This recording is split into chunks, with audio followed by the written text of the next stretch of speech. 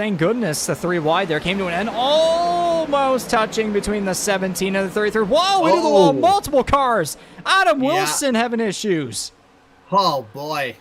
Oh, Toxic Ford's in the wall. Mike Marini hard in the wall.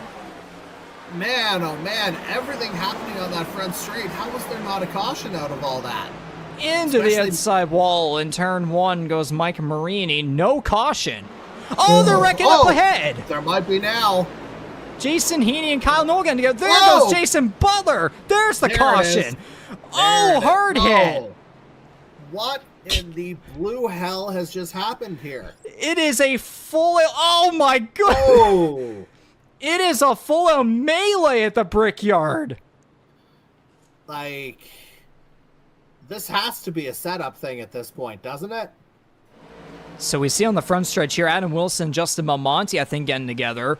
Ford gets turned in the inside wall from Marini. Marini hard up into the outside wall. Man, oh man, cue the Benny Hill. And then Marini hard into the outside wall. And then up ahead, Kyle Nolan gets deflection off of somebody, gets into Jason Heaney. Both of them slide up into the turn 2 outside wall. And then Jason Butler gets collected. And then Rhino... gotten on the lead lap? Sorry? Had Noel gotten on the lead lap by that point? Yeah, he is on the lead lap.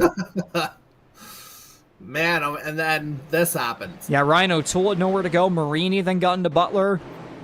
Just a chain reaction of everything. Oh, good God. And the end result of this is going to be, what, a 5-6 lap shootout here? Yeah, just Mangrum absolutely not letting Kalinian go. Obviously, he tried to break the draft by going low on the start-finish straight, but... Oh, no trouble! Whoa, boy. They saved it for no, they will not save it. Caution, Charlie Sears and Hunter Young get together. Another heartbreak for Sears. So we'll get the high-up TV1 angle right here. Sears up on the high side, Wilson down low. Sears got loose, goes into the 21. Wilson saves it, 32 slides, and then the 77 just had nowhere to go. Yeah.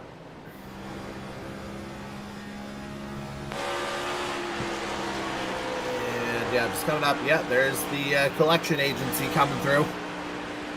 And 15 of the Cars and Stars of the Canadian Motorsports Network NASCAR Series will come to the green flag for the first green-white checkered attempt in the Kyle's Fried Chicken and Barbecue 200 at the Brickyard.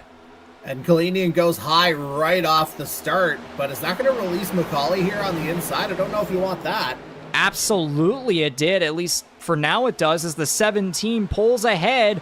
He's going to dive to the inside of the 0. Contact made! Oh, yeah. Yeah, there's a push. Mangrum's 3 going to try and take wide advantage. for the lead down the backstretch. And Mangrum's going to have the best run of the 3 and the inside line going into 3. Will he clear both of them? Not Kalinian just yet. Not yet is the key word, and McCauley might have man. a push. The 3 of them clear themselves. Mangrum almost went for a slide. What kind of draft are these 3 going to have coming down the front straightaway to the white flag? The race is official. 1 lap to go. Who's going to win it? Oh, man, this is anybody's race here right now. Oh, man!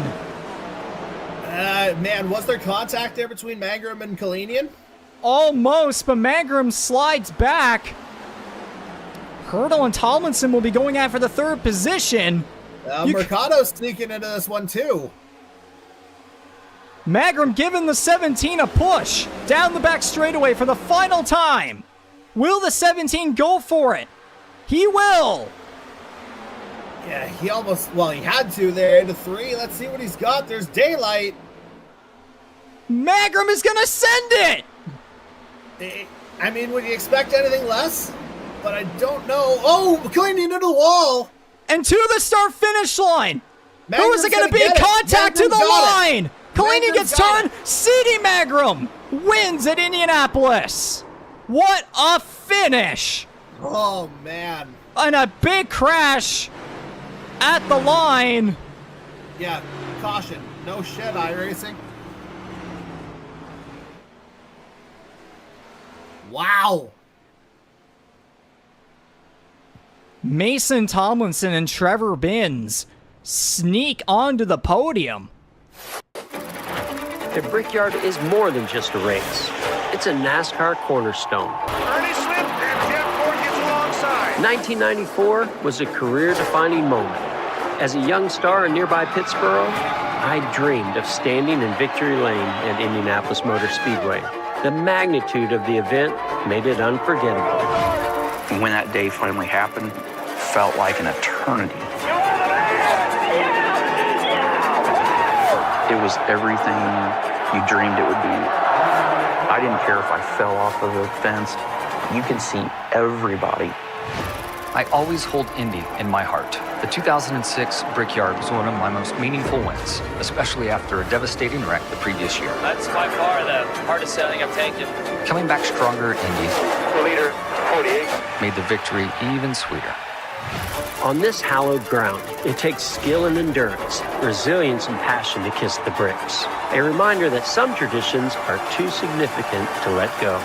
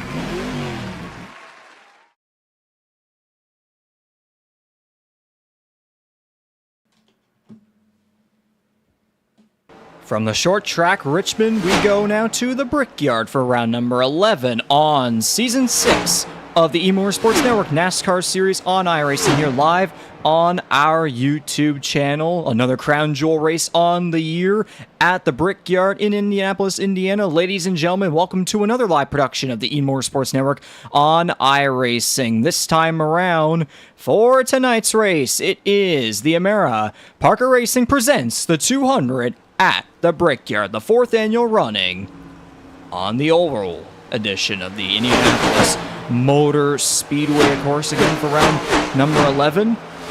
Into the broadcast booth we go. I'm Regan McCauley, along with Jordy Carraher. Jordy, coming off a certainly chaotic race back at Richmond Raceway last Monday night, where we were able to see C.D. Mangrum come out on top for his first win since, go figure, his victory last year in the Brickyard 200 during season number 5 of our series. And it looked as though at first Jordan Kalinian was going to go to back-to-back victories on the season, at least until Mother Nature decided to make it a different outcome for him. But anyways, CD Mangrum was in the right place at the right time through a very tumultuous event at Richmond last Monday. So how about that?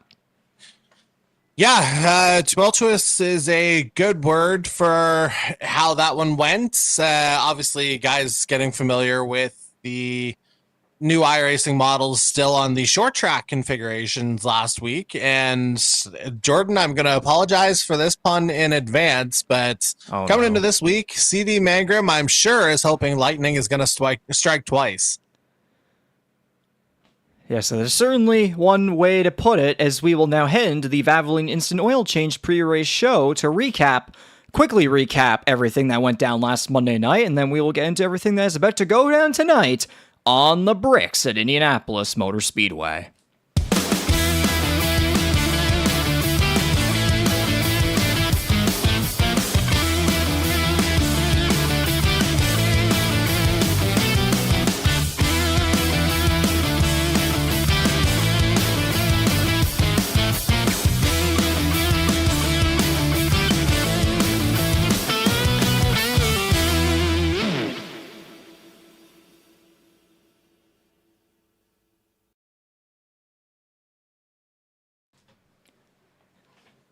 So once again, as we said, CD Mangrum picking up the win. However, still quickly on the topic of Jordan Kalinian, yes, even though he may have not come out with the race victory last week, he still was able to come out on top in the month of June with yet another Driver of the Month award, his second this season. He was also the April 2025 Driver of the Month, picking up victories at Martinsville and Monza over the month of June, another successful month for our current overall points leader for season number 6. So congratulations to the 00 of Salisbury, North Carolina's Jordan Kalinian.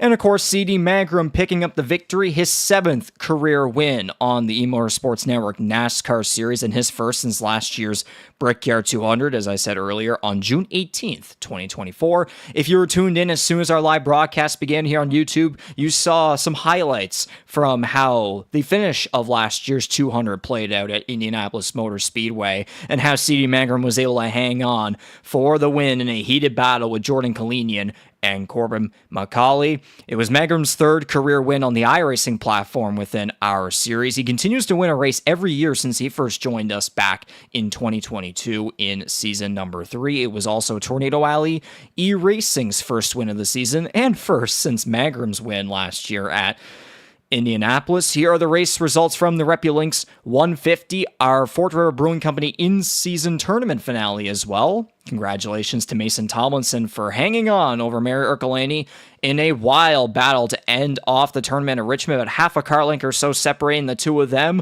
for the tournament win. Underdogs coming together in a Cinderella story for the ages. Of course, other than that, Mangrum running up front all night. He led 23 laps, as I said earlier, found himself in the right place at the right time. Justin Belmonte made his return after missing Monza the week before. He led 41 laps, won a stage, and fell just short of the win, but he did get himself back into the playoff picture, knowing he has missed a couple of races in past weeks. There were 3 rookies within the top 10, with Blake Throneberg in the number 3, leading 11 laps. He settled for his 2nd podium finish of the season, his first since Homestead, Miami on May 5th. First career top 5 for Mario Ercolani, and his 3rd top 10 within 4 races. He continues to sneak his way up into the Earl Ross Cup playoff picture. And then Raymond Handyman coming home in 9th. He did lead 44 laps. Unfortunately, his winning chances were dashed after he severely spun the tires on a late race restart. Multiple top qualifiers throughout the results, not with the finishes that they so desired, including a number 17 of Corbin McCauley, who 3 for 3 all-time at Richmond going into last Monday's race, but a couple spins and not able to finish out the race. Scott Bailey had a roller coaster of a night as well. The top car in terms of 1 or more laps down in behind all the lead lap cars, only 16 cars finishing on the lead lap. With Jordan Kalinian again, RepuLinks fastest lap going to him as well, so an extra point in there for him. Congrats to him there as well, despite the 19th place finish out of 21 cars. Picked up a stage win in there. as well. So those are your race results from the RepuLinks 150 at Richmond Raceway. Driver standings, of course, there's a bit of a difference between what you may see on simracerhub.com with overall points versus right here, where we're kind of going all over the place between, the winning drivers with the lock beside their name and they're colored in yellow. Do ignore William Kern because he is not going to be with us for the rest of the season. So it's 5 drivers locked into the playoffs currently on a win, not 6. So if we were to order everybody based on who's locked in with a win, and then the drivers, basically the best of the rest, those that have not yet visited victory lane this season, the 12th and final playoff spot is currently held by Justin Belmonte by 8 points over former champion Darcy Ford, who is then 11 points ahead of sophomore Adam Wilson. There's a 41-point bubble between 12th and 18th, 7 cars within there, with Eric Alani being the last one. Jordy, I know we don't have a whole lot of time to get through all this, but do you have any quick quotes for this playoff bubble and how it's shaping out now with 4 regular season races remaining? Yeah, it's kind of crunch time now, isn't it? And the next month is going to prove to be, I think, just as wild as we've seen over the last few weeks, especially. And yeah, you're still looking at some very capable guys on the outside looking in right now. Don't expect anyone to give an inch out there over this next month as we decide our top 12. 100%. Now to the Valvoline Instant Oil Change team standings. It continues to be Tornado Alley E Racing. They extended their team standings lead only by 1 point, sure, but still, though, a lot of momentum after CD Magram's victory last Monday night. GTR remains in second by 54 points over 519 Atlantic Motorsports. There's literally 0 changes in positions for all 6 teams involved in Season 6 of the E-Motorsports Network NASCAR Series on iRacing. Toyota still ways ahead in the manufacturer standings. They did lose 2 points, yes, but 259 point lead there over Ford, and then Chevrolet, 81 points separating the two of them for second place. Ford has started to gain a little bit of ground on Chevrolet after the two of them were duking it out for a couple of weeks to start off the season number 6. And then the Rookie of the Year standings, it's still Blake Thronberg, but it's down from 12 to 7 points separating the top 2 rookies. Again, do remember that Hanneman has 2 less starts on the year. He didn't join us until round number 3 at Homestead, Miami. But quite a battle going on right there that no doubt will continue to rage on for the rest of the season. Mario Ercolani is 71 points back of Thronberg and 64 back of Hanneman. He's had a couple good runs as of recently. We didn't have a Matthew McDonald, number 25 Ford, at Richmond last Monday. And it looks as though he will not be with us tonight at Indianapolis as well. So hopefully we'll see him back with us in a couple of weeks' time. But of course, that wraps up all the recaps from last Monday's race at Richmond Raceway. Of course, moving on to tonight at the Brickyard. Of course, 4 races remaining in the regular season. A wild month of July set to begin here tonight. It's going from the Brickyard to the streets of Chicago to the Lady in Black at Darlington and ending our regular season finale on the Watkins Glen International Road Course on Monday, July 28th. So a heck of a run coming up, especially after our Forked River Brewing Company in-season tournament that filled the month of July with a crazy run with Texas, Martinsville, Charlotte, Monza, and then ending at Richmond last Monday. So June to July, quite the transition that we have set to begin here tonight.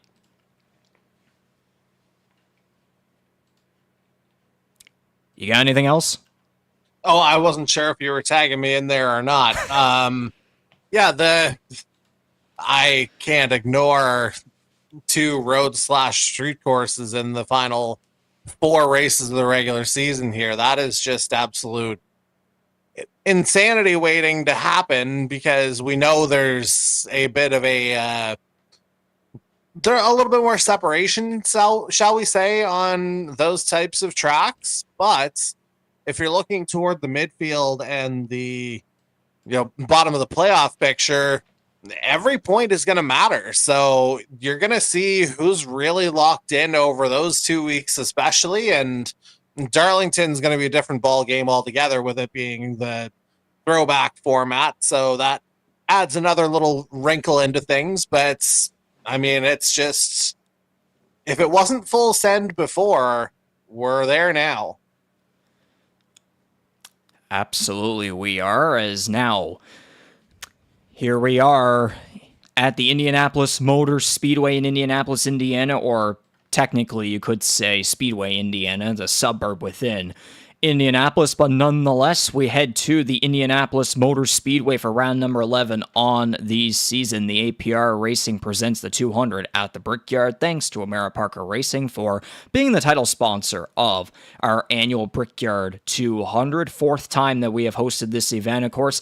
Technically, you could say we've been here 5 times. We were on the road course for the All-Star race back in Season 2 in 2021, but on the oval. 4th time, of course, 2.5 miles, 4 kilometers in length, 4 turns all banked at 9.2 degrees, flat straightaways. Track was constructed in 1909 as a rectangular oval. Also, fun fact, in the corners, 0.625 mile and 1 kilometer straightaways called short chutes, which can certainly play a big factor in how everybody battles together going through each and every one of the corners here at the Indianapolis Motor Speedway, home to the Indianapolis 500, which we did have the full-length edition of that instead of the 250 in our previous IndyCar season last year, which, of course, those that remember that one, Bradley Sexton dominating that one, leading almost every single lap in that race. And of course, this is one of our crown jewel races on the season, 4 to be exact. We had the GTR 250 at Daytona, the Zesty Paws 300 at Charlotte, and then tonight, it's the APR Racing 200 at Indianapolis, ahead of, in 2 weeks, of course, we'll be going to Darlington for the Kyle's Fried Chicken and Barbecue Throwback 250. So 2 crown jewel races within 3 weeks here within the month of July, ahead of the 6th annual Earl Ross Cup playoffs. Lots of excitement, lots of nonstop action here in the month of July, and it all begins here at the Brickyard as each and every one of our drivers are lined up here on the front stretch, ready to get the engines fired up. And of course, we must not forget the Kyle's Fried Chicken Barbecue Pole of War, which, how about this driver? Okay, that's not the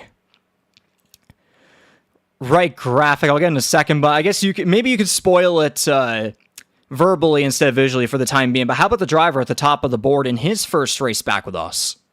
Yeah, the old Double Deuce making his way back in fantastic form is the word I'm looking for.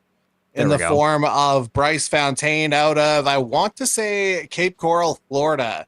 Now, I know it was Florida. I just cannot remember. I think it was Cape Coral, not Laverne, Tennessee anymore, as that's a recent change prior to that 4-week sabbatical that he had been on. But yeah, what a way to re-announce yourself here within the series. Absolutely. He hasn't been with us for the past couple of weeks, dealing with some stuff in his personal life behind the scenes, but we are glad to have him back. Of course, he was our winner at Circuit Gilles Villeneuve. That's how he locked his way into the 6th annual Earl Ross Cup playoffs with his first career win in the series. He's in his 2nd year now with us and looking to add on another victory here in his return for his, I believe, 2nd career start now at the Brickyard within our series. Yeah, and I mean, the biggest thing that Bryce has done, you forget that he also missed Daytona to begin the season, so yes. He's missed 5, but still did enough in the races that he has been in to remain in the top 20 to keep his lock, which was very important. Exactly. I was gonna say, yes, he still has that lock beside him because he is currently 20th in points. You have to be above the 20th position in order to keep yourself locked into the playoffs by the end of the regular season. But anyways, with all that being said, I think it's time to go racing, Jordy. I'm going to head to the iRacing voice chat and have a quick word with these guys live here on the broadcast. And then, saying the most famous words in motorsports, get these engines fired up, and then we'll find out who is going to kiss the bricks at the end of 80 laps and 200 miles at the Indianapolis Motor Speedway.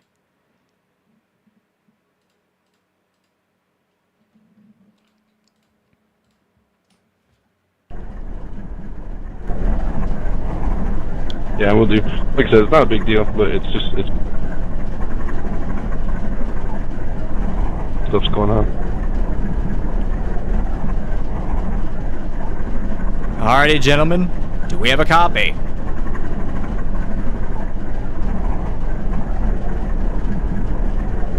Yeah.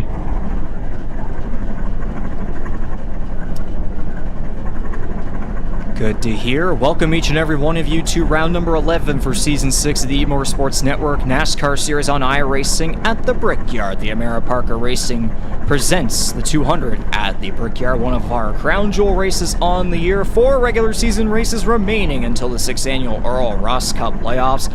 Best of luck to each and every one of you through 80 laps and 200 miles around one of the greatest racetracks in all of North America and the entire world. So with all that being said, gentlemen, start your engines.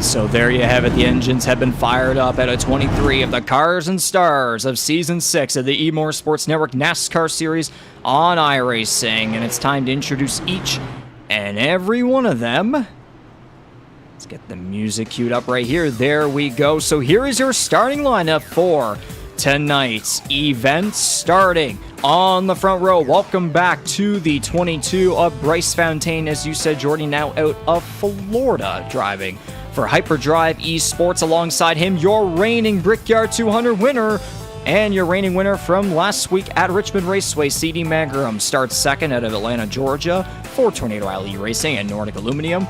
Raymond Handyman, the rookie, starts in third alongside reigning series champion Corbin McCauley in fourth. Rookie Blake Thronberg out of Graham, North Carolina for Backrow Motorsports starts in fifth. Alongside him, another former series champion in Scott Bailey's number 48 out of Allendale, Michigan for Blue Collar Racing. Jose Mercado starts 7th in the 41 GTR Motorsports Ford out of Kissimmee, Florida, alongside multi-time race winner this season Jordan Kalini in the 00 out of Salisbury, North Carolina. And rounding out the top 10, Adam Wilson's number 21 Tornado Alley E-Racing Toyota out of Laurel, Delaware starts alongside the number 4 of Mason Tomlinson in Eudora, Kansas for Hyperdrive Esports. All right, on to row 6 now, where we find the number 13 Blue Collar Racing Chevy of Jared Island out of Eudora, Kansas, starting in 11th. On his outside, Season 3 Earl Ross Cup champ in the number 97 Tornado Alley Racing Toyota. It's Ty Higginbotham out of Kansas City, Missouri, starting 12th. On to row 7 now, where it shows the number 7 519 Atlantic Ford of Andy Hurdle out of Dayton, Ohio, but he will have an EOL, it should be noted, so he will start from the back. Right now, he has the number 14 GTR Motorsports entry of Mario Ercolani, the number 29 out of Parsonsfield, Maine, on his outside, starting 14. On to row 8 now, where we have the number 93 Chevy of Tom Janikowski out of Appleton, Wisconsin. And on his outside, we've got the number 12 Toyota of Mike Marini out of Thunder Bay, Ontario. And yeah, he'll be starting 16th. He's just outside the playoff picture right now. On to row 9, we head to Wendell, North Carolina, where we find the number 15 Storm Surge Esports Toyota of Kyle Knoll, starting this one 17th. On his outside, we have the number 16 University of Oregon Ducks painted Chevy of Ryan O'Toole, starting this one 18th. On to row 10, where we find the number 80 of Mark Goulet, driving for Backrow Motorsports in his Ford out of North Bay, Ontario. And starting 20th in the number 60 GTR Motorsports Ford out of Pachigo, New York, is Justin Belmonte, who I don't believe set a time in qualifying. That's why we're seeing him a little bit further down the field. And to round out this field with an EOL is your Season 2 champion Darcy Ford at a Harrington PEI for 519 Atlantic Motorsports. And then former IndyCar Series champion Charlie Sears, Charlottesville, Virginia for 499 Racing. And of course, network founder Daniel Cudmore, the number 2 Team Penske North Ford at Stanchel, Prince Edward Island, rounding out the field. Race analysis, 80 laps in length. Stages are 25, 25, and 30. Pit road speed is 55 miles per hour. Fuel window is 16 to 18 laps. And of course, your reigning race winner, the number 1 of C.D. Mangrum.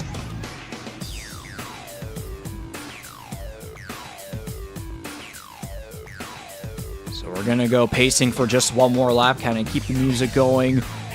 Might as well. We'll look at our weather info tab. We usually don't do that until after the green flag, but we have enough time here to get it done over with at the moment. The humidity finally works this time around. It's freaking 80% at the moment with a whopping track temperature of 43 degrees Celsius and 109 degrees Fahrenheit. Wind speed is going in the direction of west at 20 kilometers per hour and 12 miles per hour. So between those weather conditions and the fact that these drivers have been going on and on about the dirty area of these next gens, considering the recent iRacing Gen 7 overhaul, a lot of things at play here, Jordy. This could be an interesting one, to say the least. Yeah, I think, Indy, 2.5 miles, there's a little bit more room to work with out here, so could be more conducive to guys getting a little more comfortable, a la Charlotte whenever we first had the update. I know that was 1.5 miles, but you've got even more to work with here now. The banking on the turns here isn't particularly wild compared to some of the tracks that we'll see over the course of the season, so could be a good opportunity for guys to get comfortable, settle in, and just, have a good run overall.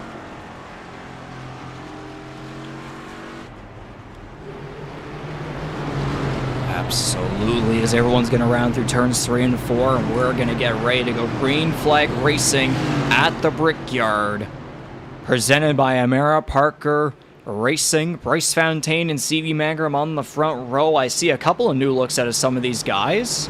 Mangrum with a bit of a USA flag thing going there, and then Blake Thronberg, the number 3 Home Depot Chevrolet, a throwback to multi-time Brickyard 400 winner in real life in the NASCAR Cup Series, Tony Stewart. Indeed, and I have a theory on the Mangrum scheme, of course, but we'll get into that. But now we have more important matters to take care of. Absolutely. Green flag waves in the air. We are underway at the Brickyard. Yeah, and it's side by side straight off here. Oh, there goes Hanneman on already. Yeah. Ireland. Multiple cars collected. Yeah. And Ouellette with a self-spin. Caution. Ooh.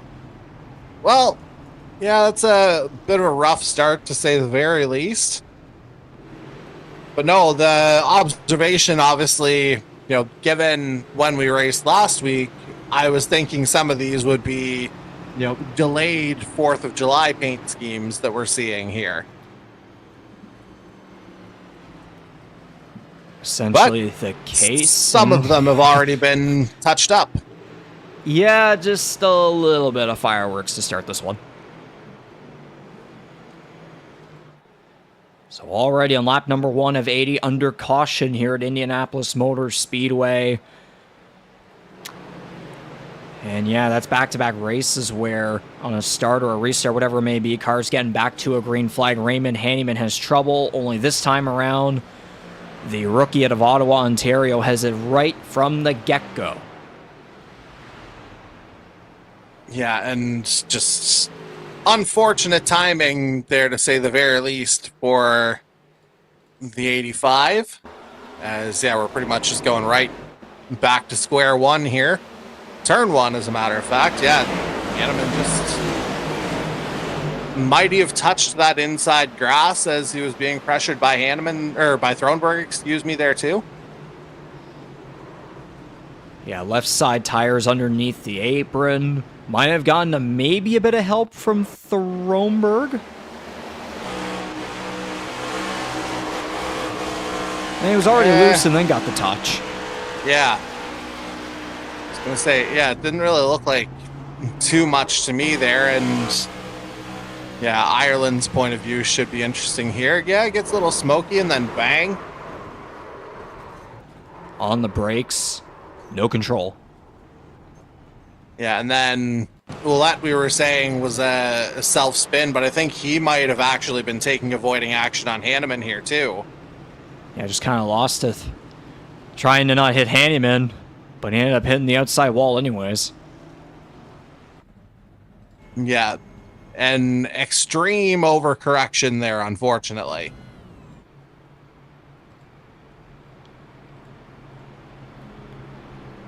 So again, under caution for the first time tonight, not even with a lap completed under the green flag. So that'll put Macaulay up to third. With a handful of guys coming into pit lane as a result. Indeed. So yeah, as we said, the fuel window is subject to be around 16 to 18 laps, but again, that's the fuel window. That's not the pit window. We've seen so many times in past weeks, or even all season, quite frankly, where drivers will take a chance on an early caution or just a couple laps before that fuel window just to kind of maybe take advantage, and if they're able to save their tires till the end of a stage, then all is well and good. And I mean, if it's a 25-lap stage, yes, probably looking at lap 5 to go back to green, you get to save a little bit of fuel under these conditions. So 20 laps, well, plus whatever after coming out of pit lane. If you bank on one caution here, you might be able to stretch it, but we'll have to see. It might be a little bit ambitious to think that, but hey, that's kind of what we do here a little bit, is to speculate as best we can to try and get ourselves into the minds of the drivers. Ercolani's been in his pit box for nearly 3 minutes now. Ouellette was in. There's a couple more cars down the pit lane. Adam Wilson. And not coming out. Yeah, Andy Hurdle, Ryan O'Toole, Charlie Sears, Darcy Ford were in the previous lap.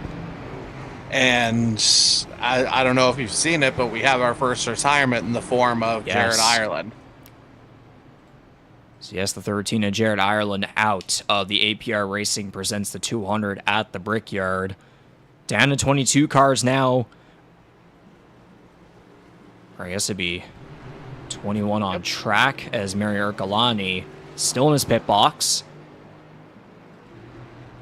And, you know, for such a good run that he's been having the last couple of weeks, including a first career top 5 at Richmond Raceway last Monday in a wild battle, as we were talking about earlier, with Mason Tomlinson to win the Fort River Brewing Company in-season tournament. Of course, second place, but I mean, I had said it multiple times, all the way up until the end of that tournament, did we at all see those two coming together? Did Mario or Mason at all see themselves coming out on top in quite the underdog story? I mean, Mason certainly had more moments than Mario did over the course of the year. He got off that strong start, of course, with the early results at Daytona and Auto Club. Ercolani was certainly piling it on over the course of the in-season tournament, and that's what's got him back into the playoff picture here for now. But yeah, now it's just a matter of being able to perform when it counts. So we'll have to see. It doesn't look like there's an early carryover just yet, but if Ercolani can get himself back on track, maybe he can somehow get himself back into the mix. iRacing pace car rolls off to the pit lane, and we're going to try this one more time and get back to green flag racing at the Brickyard. And Fountain flies off the line here, but not quite the getaway we've seen other drivers make, as it looks like everyone's largely staying together here in the opening couple corners, as, hey, we might actually get back straight.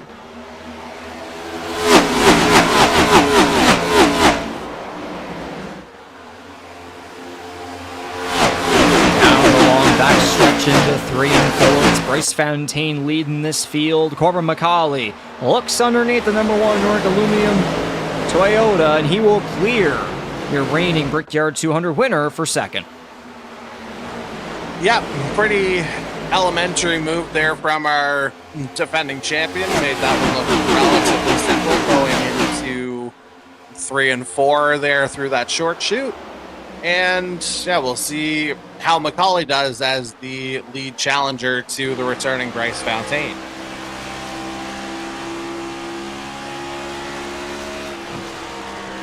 Just under 3/10 back of car number 22.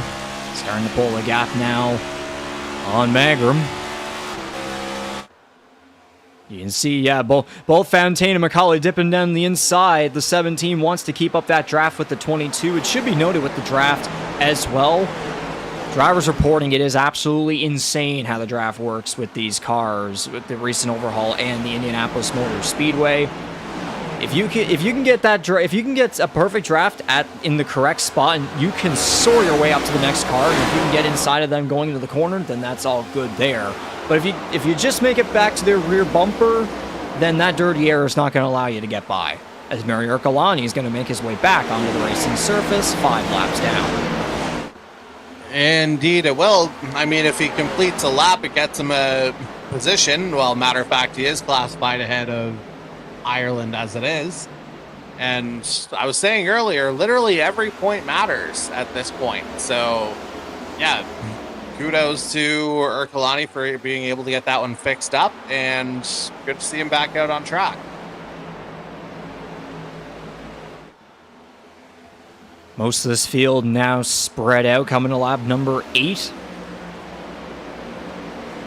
Trying to get a rhythm going here after that early race caution on lap number 1. Already we see a former Indianapolis 250 winner from our IndyCar series, Darcy Ford, up to 13th after starting at the tail end of the field as a result of a penalty from Richmond. Yeah, I wonder if maybe there's a little bit of driving angry happening there, because he's sawing his way through the field right now, or scything his way through the field, I guess is the term I was looking for. And as we continue our reports on the EOLs, Andy Hurdle down in 18th, but still a long way to go.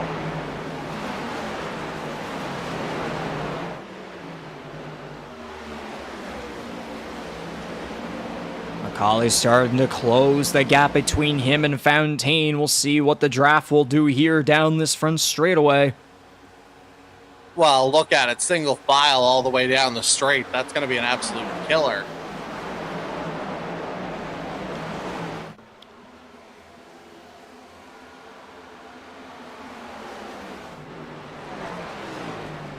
Yeah, not one battle to be seen at the moment, but again, still early on in this one.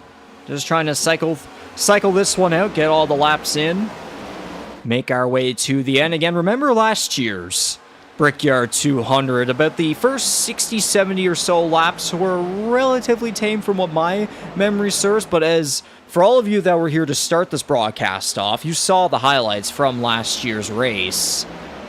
Those final 10 laps, melee, to say the least. As that is Ty fair. Hickenbottom to pit road.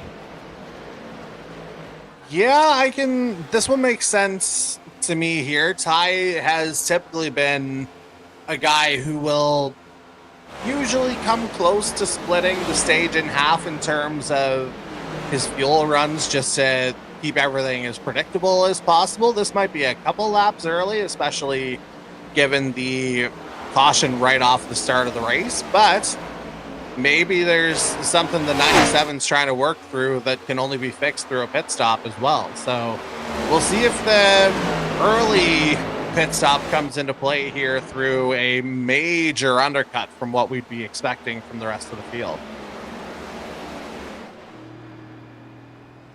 6.3 second pit stop time for car 97. Splash and dash, perhaps? By the looks of it, yes. Meanwhile, okay, so maybe the tires feel good. Yes, meanwhile, top 10 are all at 11 lap stints, and then Ford and Sears are at 8 each. We saw them come down pit road after that first caution. Rainey Janikowski are at 11. Wilson 7, he was on pit road as well earlier. Dan Cudmore's been out since the start of this one. But it continues to be a single file train, a bit of a snake with some distance between cars going around this 2.5 mile track. Yeah, meanwhile, understandably, after the pit stop, Higginbotham rejoins in no man's land, but notably still on the lead lap, given the length of the track, as that is Tomlinson coming in, I believe. Yes, your runner-up finisher from last year's Brickyard 200 goes to pit road. And yes, as a result of all the carnage last year, it's how we were able to have C.D. Mangrum winning the race, and we had guys like Mason Tomlinson and a former Trevor Binns end up on the podium. Yep. Yeah, that was, we were talking about the unpredictability of the in-season tournament. Who would have seen that podium coming at that point in the season? Yeah, Tomlinson and Binns were both very much in the fight to get into the playoffs last year. But given everything that was happening around them, I don't know if, they just benefited from the chaos ahead, essentially.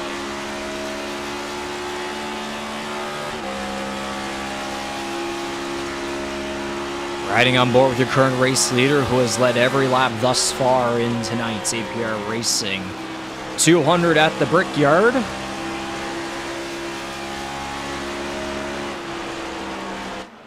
Yeah, strong early statement on the returns here for the 22.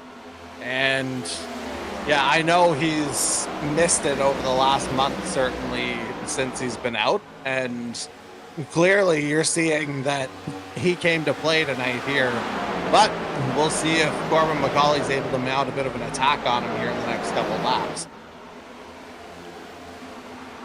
And of all the starts that Fontaine has made thus far this year, he has yet to finish outside the top 10. Of course, missed Daytona and then was with us for, oh boy, as I'm tall, oh geez. I was going to say, do you have any live insight as to any end result there as Marini thinks about coming in but ultimately stays out? Either that or might have had a crucial error there, but he keeps it going on the racing surface. Yeah, it looked strange, to say the very least. And a near close call between your top two coming to pit road. Yeah, I mean, anytime you see smoke coming up as you approach the line there to enter pit lane, you ask questions.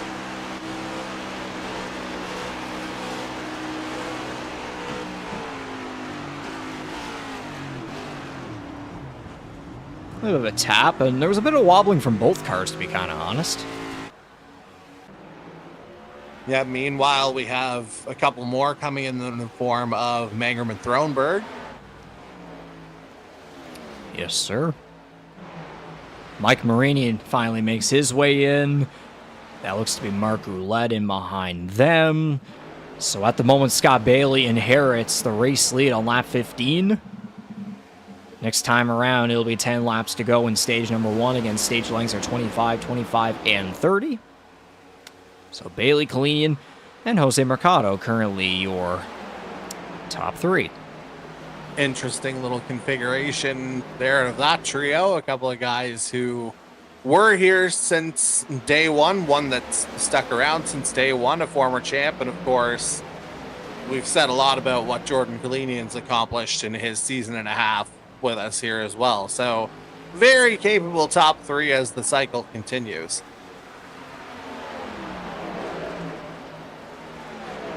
If you want a little fun fact for car number 41, he's finished 6th in every one of the last 3 races. Oh, well, no. Oh, no. Oh, no. 6. I was going to say, I wasn't going there. Oh, what kind of devilish things does car number 41 have underneath them? There you go. And I mean, you say that, but we've known him to be aggressive at times as well. So maybe there's something, but I think he also has the sense to know that it's still very early on in the evening. 4th place finish in last year's Brickyard 200. yeah, another beneficiary of the chaos ahead of him. Ooh, close quarters. As some of your And lead cars are trying to get by Mike Marini, he Exactly. is now a lap down. Dan Cudmore's a lap down. Ouellette's 2 laps down. Ercolani's still 5 laps down. So at the moment, Mike Marini would be in line to get the rescue. Lucky turtle.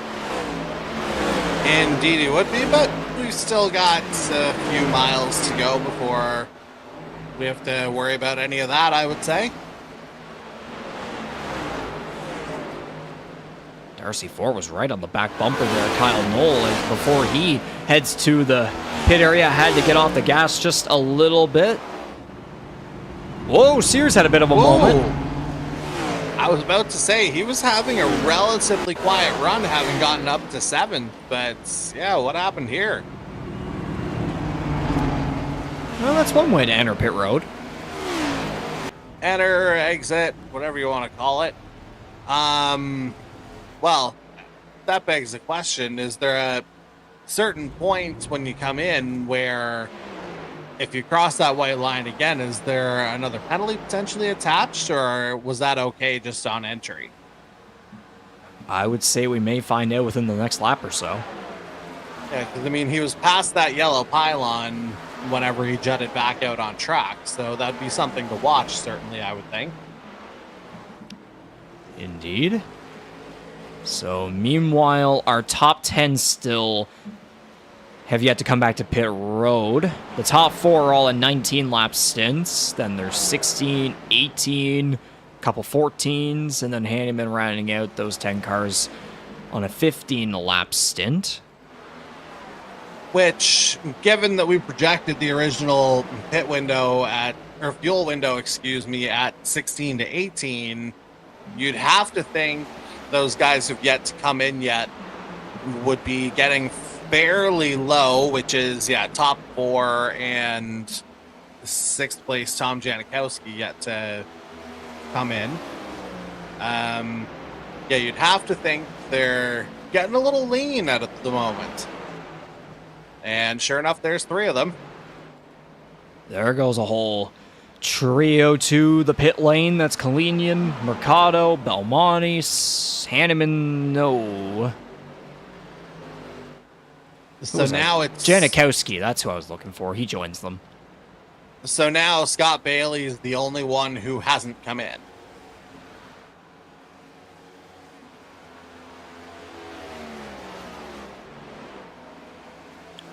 Yeah, 20-lap stint for him, and then there's a bunch of 17s, 16s. There's a couple 20s, of course, for... Oh, yellow. Oh! Blake Thronberg around. Turn 4, I think? Yep, turn 4. That's what it appears like to me, yeah. So, that will mean a 1-lap dash for the end of the stage.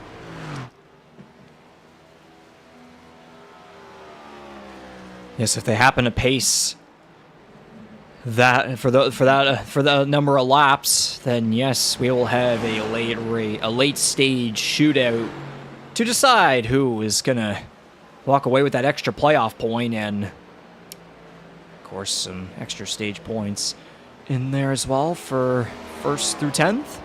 So under caution on lap 20, now to lap 21. Now at 60 laps remaining overall. The Amara Parker Racing 200 presents the 200 at the Brickyard. And we will use the TrackCams22.com replay to find out what happened to the rookie in turn 4. Well, we were seeing things get a little smoky. Oh, yeah, wall tap. That'll do it. Okay, we'll go back just a little bit more. Tight.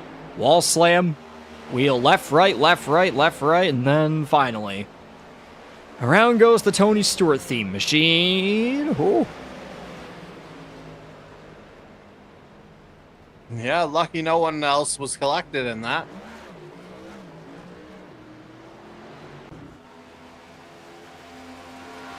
And the ultimate beneficiary out of this is going to be Scott Bailey, the one guy who had yet to pit. gets to do so under caution instead of green.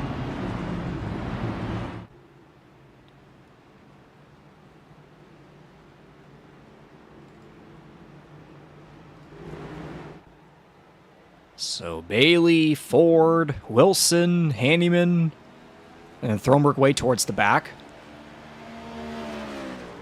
It's pit road. And I would say, provisionally, I was correct earlier, I mean. There we go.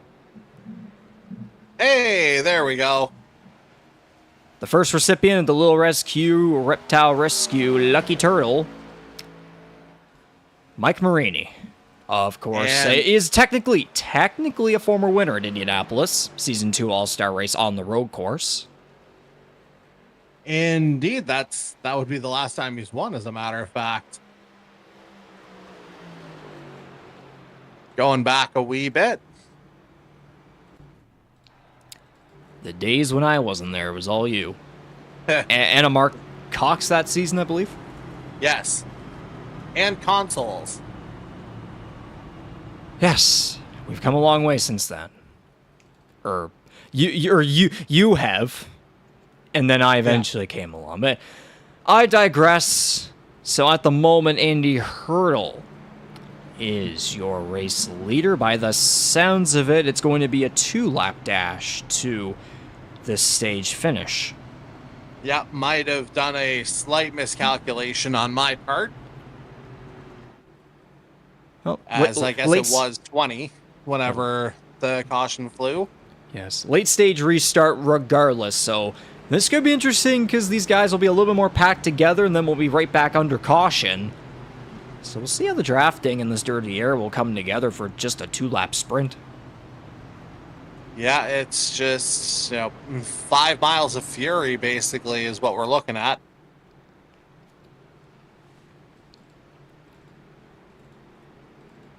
Indeed. See if the iRacing safety vehicle and pace car lights will come off. And yes, they do turn off. Looks like we have some lap traffic back in pit lane as well. Or is it lap traffic? Scott Bailey, Jordan Kalinian, and Jose Mercado all making their way down. Okay, so those three, well, I think this is Bailey's second stop under this caution. And Kalinian and Belmonte had just stopped.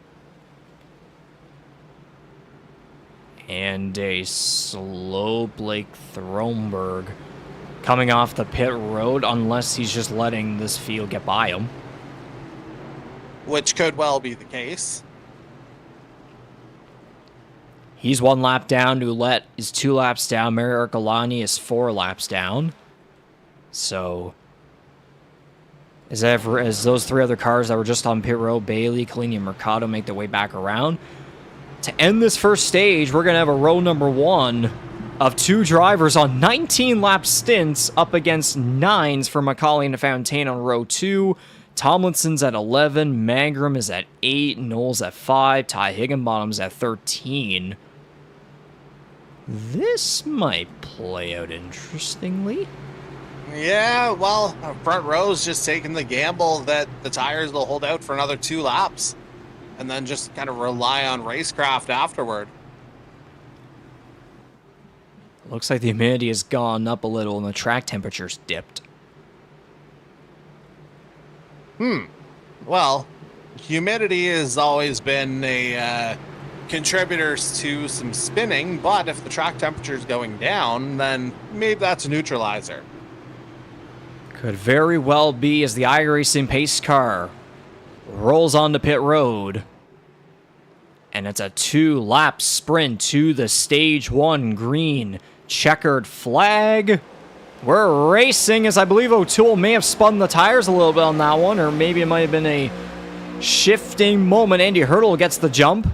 3 wide, almost into corner number 1. The 17 backs out and dips to the inside, finds a hole in between Fontaine and Mangrum. O'Toole dropping back to 4th. He's way up high, allowing Mangrum to get by. He's going to get the wall. He gets Tomlinson, and they're wrecking down the back. Yeah, that's how this stage is going to end, folks. It's the big one on the backstretch. Oh, man. The old Penske pile-up. The Brickyard big one strikes on lap 24, and that inevitably is going to end the first stage under caution. And by the looks of it, it's going to be Andy Hurdle who will hang on for the stage win. And judging by my notes, that would be his first of the season. And coming at a rather important time. Again, he's one of those guys very much in the bubble picture as it relates to the playoffs. So getting the 10 points and a playoff point if he's able to make it, that shouldn't be forgotten. It's encouraging returns here early on.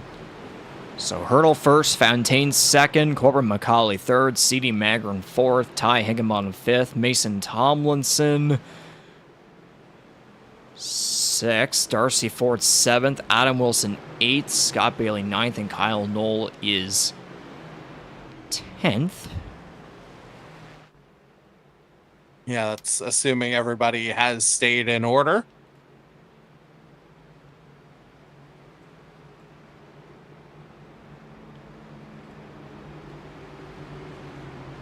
And there you go. Andy Hurdle. Yeah, looking nothing like a turtle at the moment. So well executed from Andy Hurdle. Again, it should be noted, he was one of those guys on the EOLs. And yes, not that long ago, he was 18th in this stage. So he benefited from maintaining that longer run and just keeping things on the right path during that last caution, and ultimately he was able to maintain the track position, which I think might be the gamble that you see the likes of Wilson, Bailey, and Zach Kalinian with them whenever Yes. they made that pit stop. And then Ouellette's still on track as well, so your inaugural Indianapolis 250 winner in the IndyCar Series leading the field onto pit road.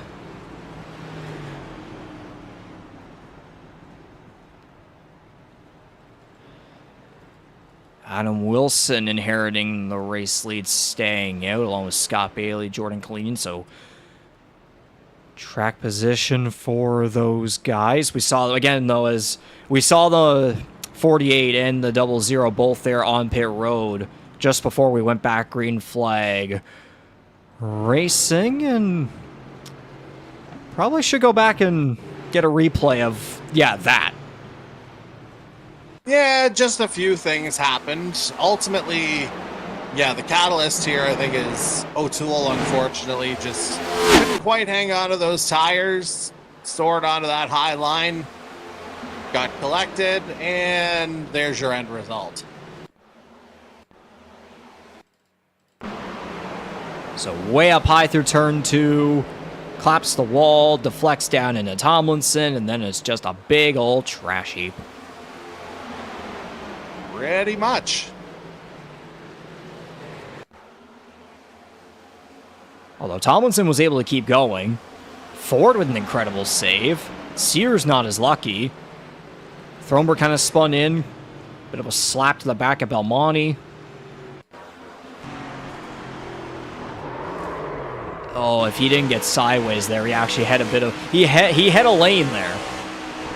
Barely. Oh, man, just navigating pure chaos on all sides. Just need a little bit better angling on his end, and he probably would have been able to get through there scot-free. So there you see. Belmonte was good, and then from behind, Kyle Knoll tagged him. However, at the moment the caution dropped, Belmonte was spinning his way to 7th. Yes. So it looked like Ford tagged Knoll into Belmonte, so it was just a chain of reaction all over the place on the back stretch. So the Brickyard big one striking on the first lap of our 2-lap restart for stage number 1. We will now head into stage number 2. Last lap being, of course, lap 50, and then after that, it'll be just under 30 laps to decide the winner of the Amara Parker Racing Presents the 200 at the Brickyard.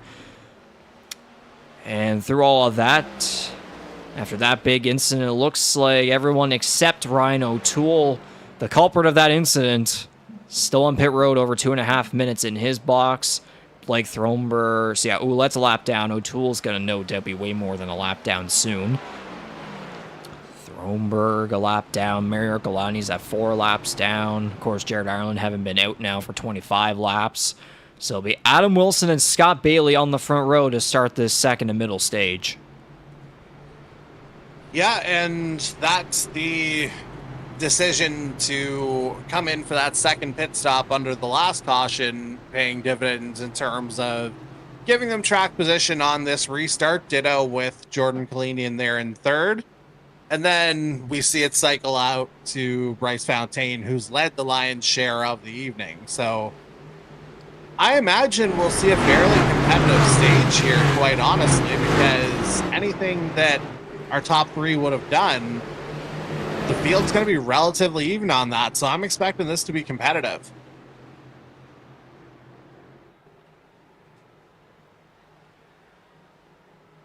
And thus, to the green flag we go. A top 10 finisher in last year's running of this race up against a driver making his first start at the Brickyard since season number 1. And Scott Bailey, first iRacing start back to the green into turn number 1. Lap 28 of 80. Kalinian looking low. Wilson about shut the door. Not clear. That's going to get him tightened up the hill. Some jostling in behind. Bailey on the left rear of Adam Wilson. Down the back stretch. McCauley looking high on Fontaine. A lot of big drafting going to happen here down this back stretch into corners 3 and 4. I think McCauley may have just given a bump there to Wilson up high, or unless my eyes were deceiving me there. Top 3 single file. Still side by side for 4th with C.D. Mangrum in behind, ready to pounce whenever possible. Fontaine and McCauley about made contact there off the final corner.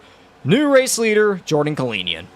And you see everyone just trying to, well, Kalinian trying to break the toe, everyone else still trying to follow it, hence the weaving from one side of the track to the other. But all things considered, I think Adam Wilson might have gotten away lucky there out of turn 2 as he went high off of the restart, because we literally just saw what happened to Ryan O'Toole in that same situation.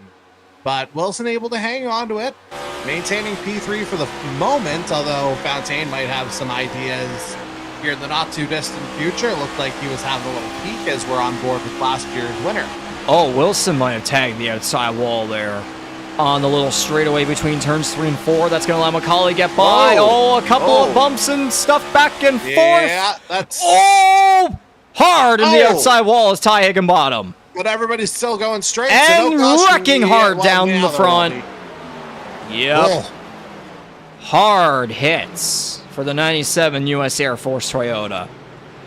Yeah, you had Higgy spinning round and round. You had Wilson pretty much dragging all the way up that start-finish wall. A little bit of Tornado Alley turmoil all the way around here, Reeks.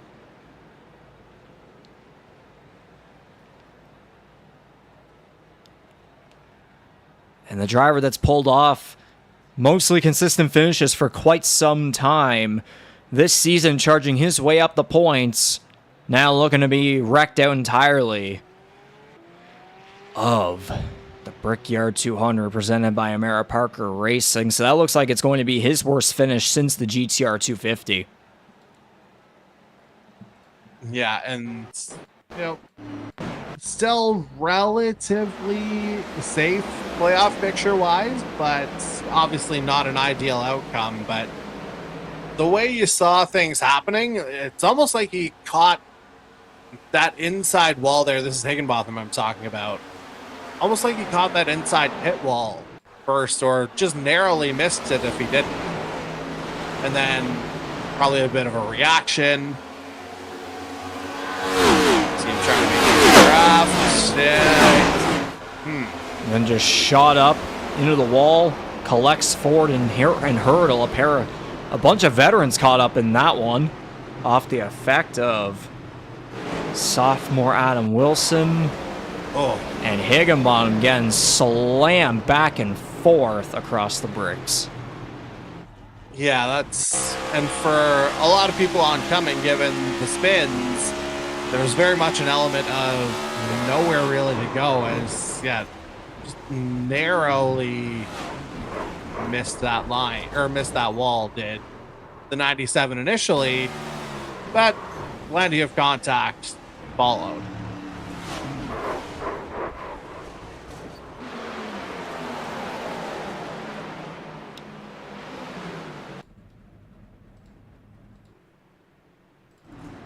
So under caution once again here now in stage number 2, as most of the field will head to pit road, led by Jordan Kalanian. See if anyone stayed out on the track. Yeah, it'd just be your lap cars at the moment. Blake Thronberg, Mario Galani. And I guess it's time to turn this thing on again. Yeah, 1 second. The turtle needs to make another appearance, of course. Yes. Congratulations, Blake Thronberg. You have been saved by Audrey. And we're always pleased when Audrey's able to make an appearance. Indeed. So Blake Thronberg will get himself back on the lead lap. Go on. Well, I was just going to say confirmation of both O'Toole and Higginbotham retiring from this one based on disconnects in the iRacing chat. Yes.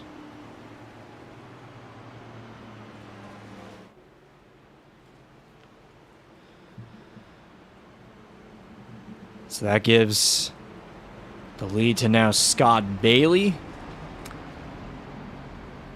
There's Mario Arcolani right there. He'll have to make his way back around. But as we are under yellow, once again here at the Brickyard, we will quickly head side by side. We will be back in just a little bit. Got to shout out a couple of sponsors and partners for Season 6 of the E-Motorsports Network NASCAR Series on iRacing.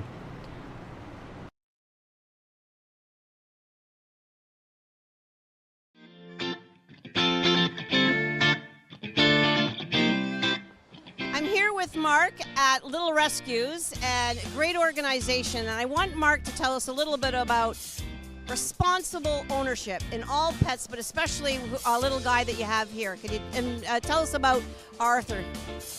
Arthur here, he was born a perfectly normal red-eared slider. He has what's known as metabolic bone disease.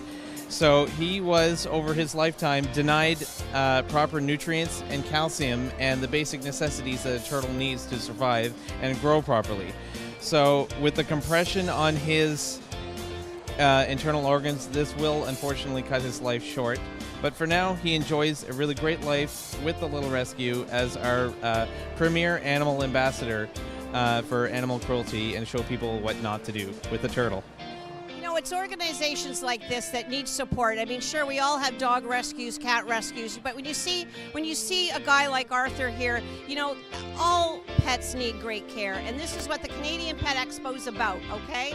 So come on down, learn about Mark and what he does with Arthur, and support such a great cause, okay? Thanks, Mark.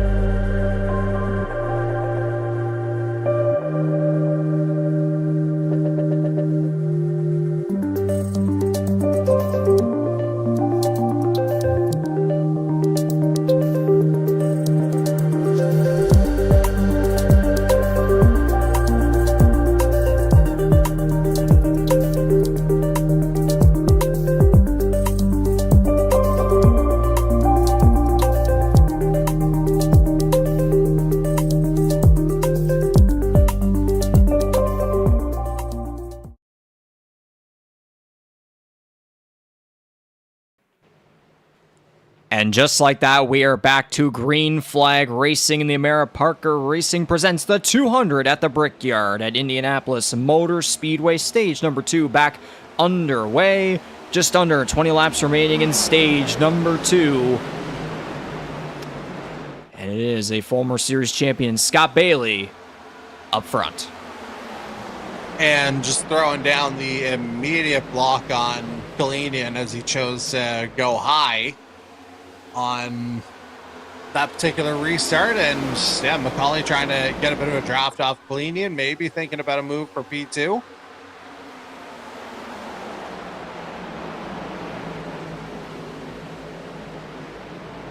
Trying to make something happen there. Charlie Sears up high, back towards the back of the top 10. Daniel Cudmore underneath him. Belmonte sneaks low, so does Thronberg, goes with him. Lots of jostling up and down the racetrack. Down the front stretch at the Indianapolis Motor Speedway.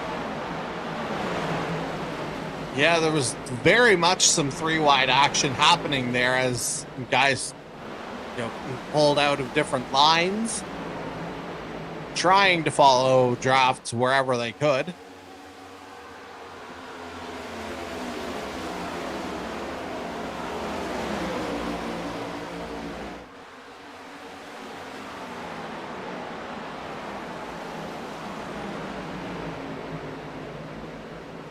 Graham, North Carolina, number 3, Blake Thromer looking to make his way back up through the field after his earlier spin.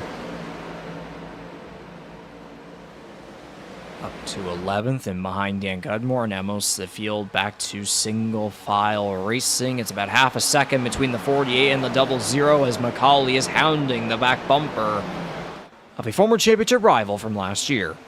Yeah, I was going to say, this isn't exactly unfamiliar territory for these two, is it? Nope. Oh! They both popped the outside wall there pretty deeply. That's going to allow CD Mangrum to swing on around and get by to third. Bryce Fontaine looks to take advantage as well. Yeah, those weren't exactly light taps, were they? And I think McCauley might have just hit again in the short chute.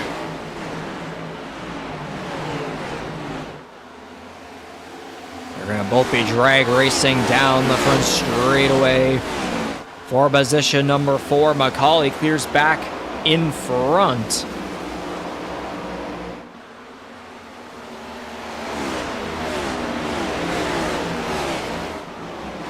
And we'll see if things settle down here for a little bit as Ford rejoins, it would appear. Yes, I was trying to figure out. I saw in the background a lap or two ago a car coming down pit road. It was Darcy Ford, so he's 2 laps down. Remember the earlier big one that he was caught up in? Indeed so.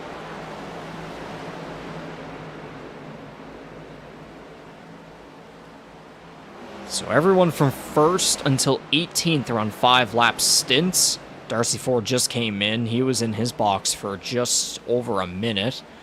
Mario Arcolani, 12-lap stint. His pit stop was 15.5 seconds. 3 laps down in 20th. The last car remaining out on the track. Of course, 3 cars out. Higginbottom, O'Toole, and Ireland. 20 cars remaining on the racing service here at Indianapolis Motor Speedway. Scott Bailey starting to check out in the lead. He is, but I do have a question. His livery in my iRacing looks different from yours, and I have trading paints going. Maybe I just need to refresh it. I don't know. Because I see the traditional Coors Light livery. I see what looks to be a mixture of Blue Collar Racing and Junior Motorsports on that car. Well, I guess we're about to find out, aren't we? I'm going to do a Control R on my side.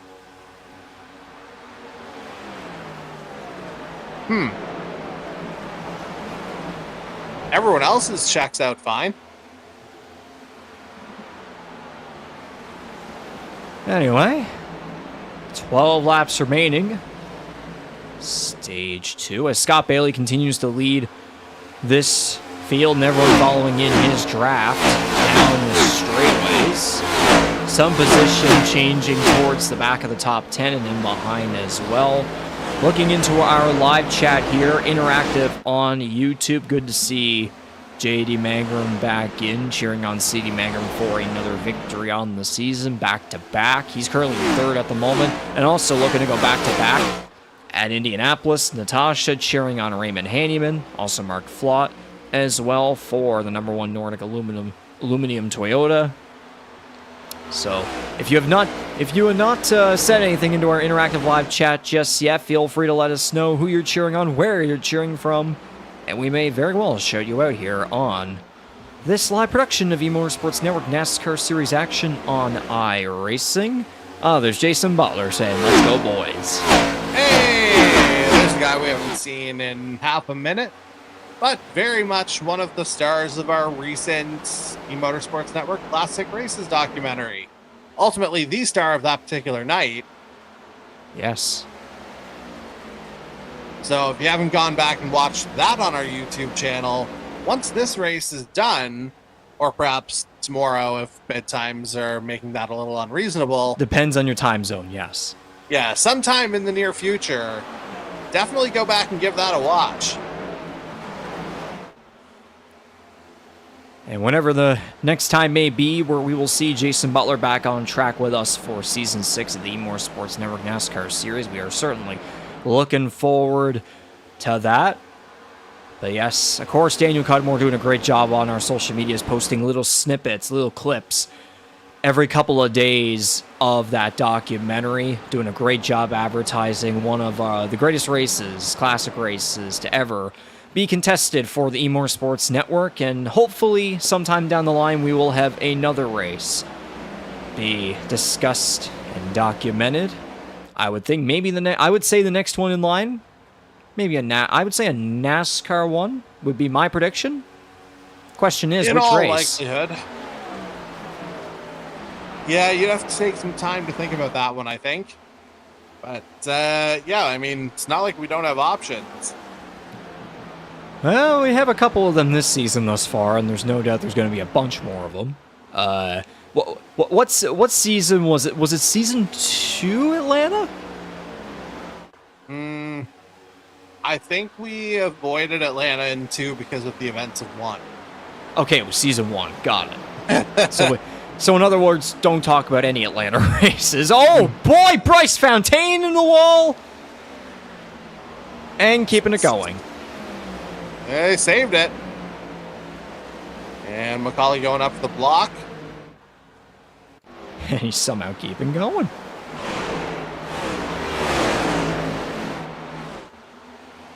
And yeah, that was a hard hit, my word.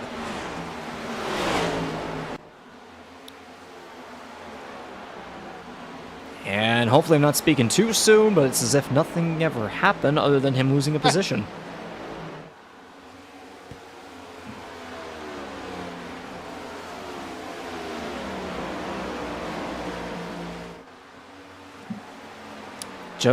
Jason Butler saying Brazil. I like that track.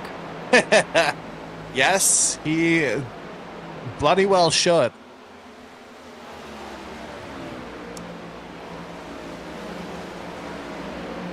Just under 10 laps remaining, over 5 more to go here in stage number 2. It's still Scott Bailey leading. It looks like Jordan Kalinin has closed the distance just a little bit, now down to 2/10 between the 48 and the 00, both getting away from CD Mangrum. Most of these guys are on 12 lap stints, and some other guys eventually about to get there. Yeah, largely even across the board in terms of that particular metric. Only one would be that aforementioned later pit stop from Darius Ford that we picked up on, which has him down in 19th at the moment, 2 laps down.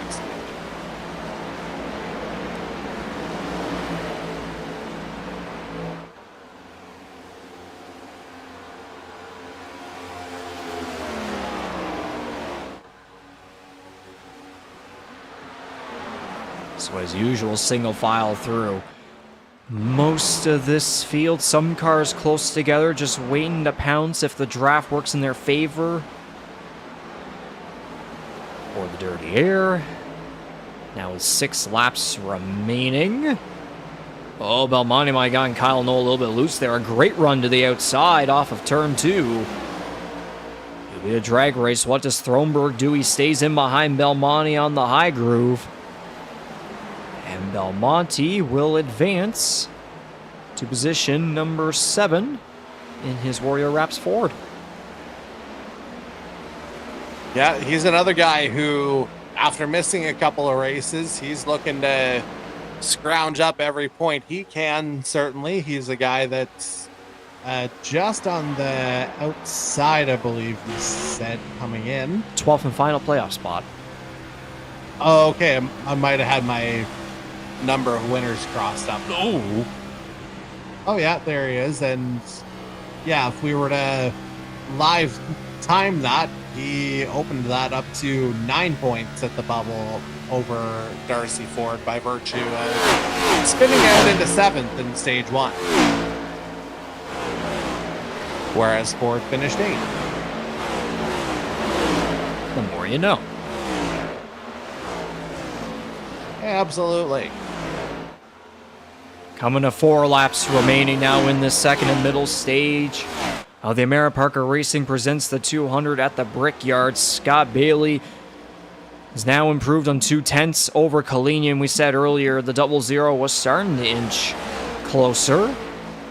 And a little bit more spread away. I think that's allowed Magram to kind of close in. Macaulay trying to hang on over Fontaine, who somehow, as I said earlier, it's as if he didn't make a wall hit whatsoever earlier, although we'll see in the long run. We'll see in the long run as this race goes on if that damage. But yeah, if he goes when he goes to pit road next time, I wonder what those repairs might be like. If it's optional, if he decides to go all the way with that. I mean, he seems to be running just fine at the moment, so you'd have to think if he has anything that it would be optional at worst.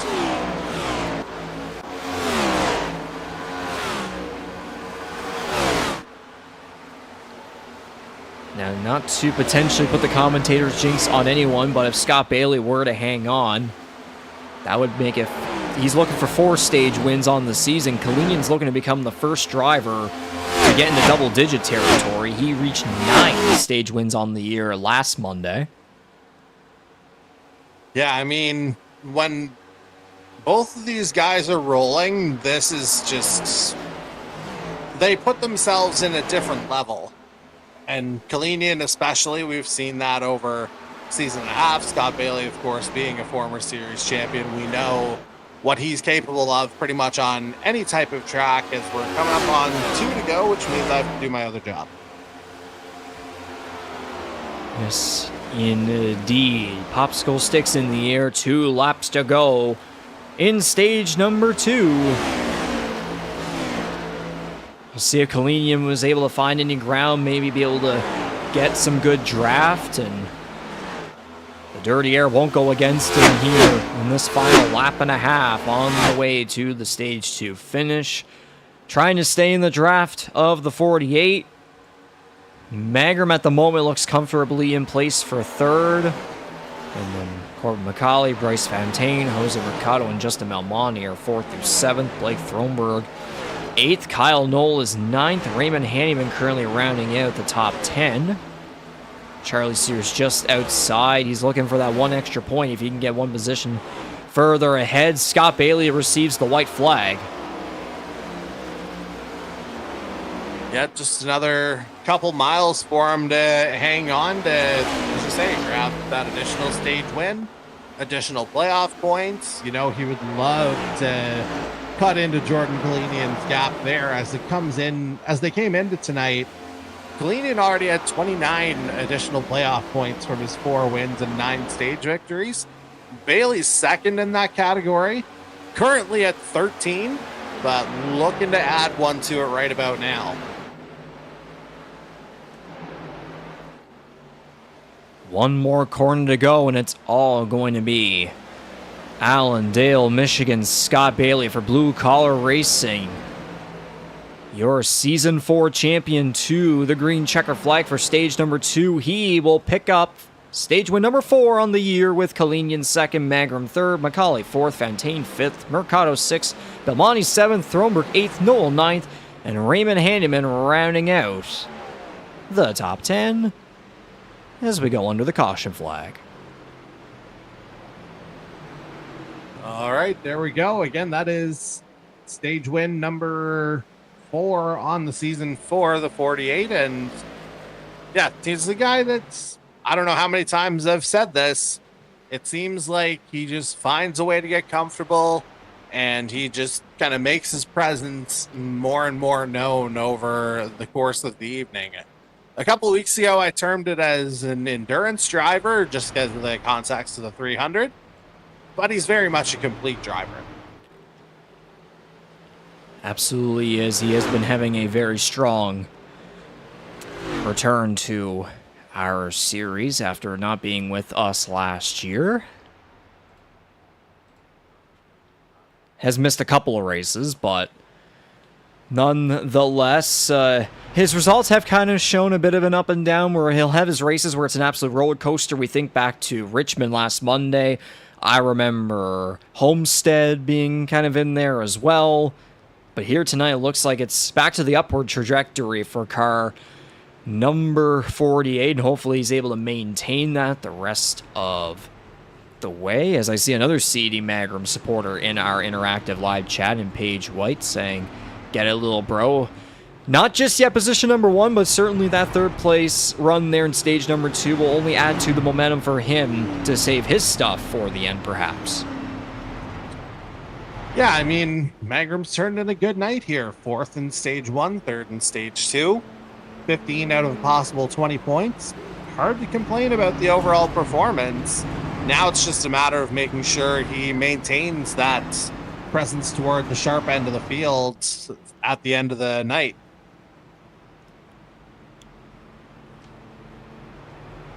And with pretty much everybody on 20-lap stints, I can only imagine the entire field's going to dip down to pit road. Yeah, and then Yup. You would expect one green flag pit stop as well in this 3rd and final stage, as we're looking at. It'll be somewhere in the ballpark of 26 laps under green that are scheduled anyway, 27 perhaps. 26, I think, is the right number.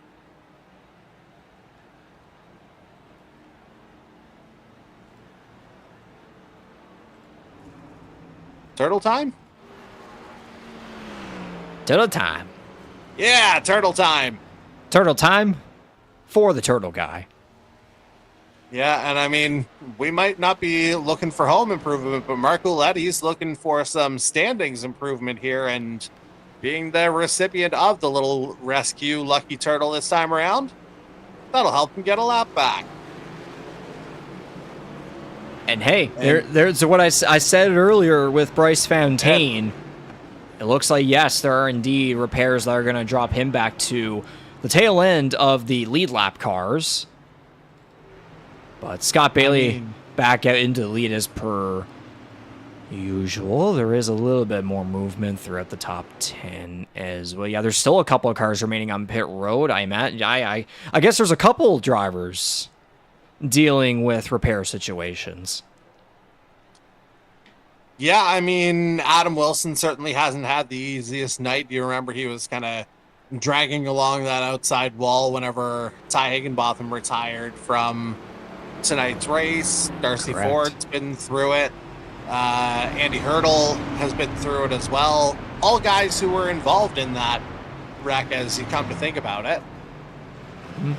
But they just kind of gutted their way through the stage, as it looks like Ouellette's made his way into pit lane to join them. Yes, he has. So, for what I assume will be our final pace lap before we go green flag racing for stage number 3, we will go side by side one more time and give a couple more shoutouts to our proud sponsors and partners for Season 6 of the E-Motorsports Network NASCAR Series on iRacing.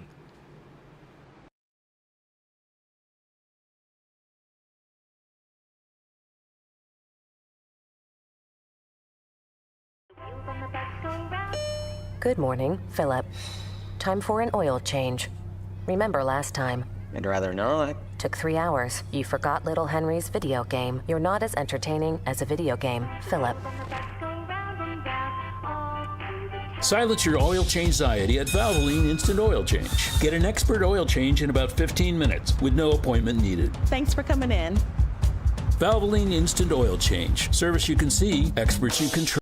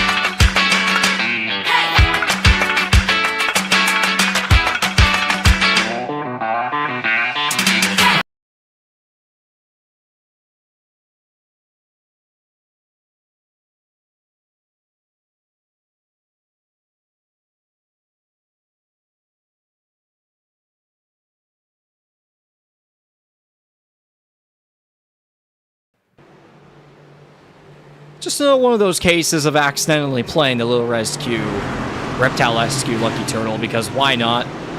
Technology. But anyways, we're going to go back. Green Flag Racing here, and the Amara Parker Racing presents the 200 at the Brickyard, round number 11 on Season 6 of the E-Motorsports Network NASCAR Series on iRacing. 26 laps to the end of this crown jewel event. And how about Mangrum trying to get in on the inside of Kalinian per second? Not quite close enough to get the run on Bailey through 2. But, yeah, decent battle between the one and the... a little bit of a squeeze there.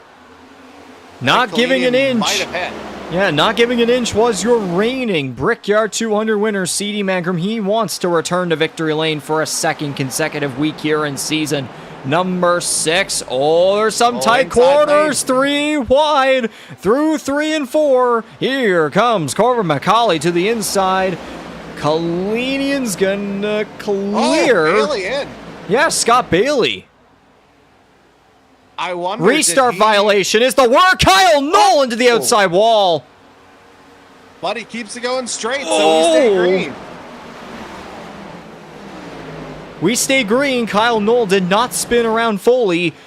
I overheard Scott Bailey restart violation. Yeah, that is disastrous for the 48 off the restart, because it looked like he was handling things pretty well, it has to be said. But, yeah, to have that happen and to be pulled into pit lane for that, he'll effectively be a lap down. And we'll see what kind of magic he's got over the next 24, 25 laps. Yeah, I can see that. Yeah, just a little trigger happy, perhaps. Wanted to get it going, but that goes against him.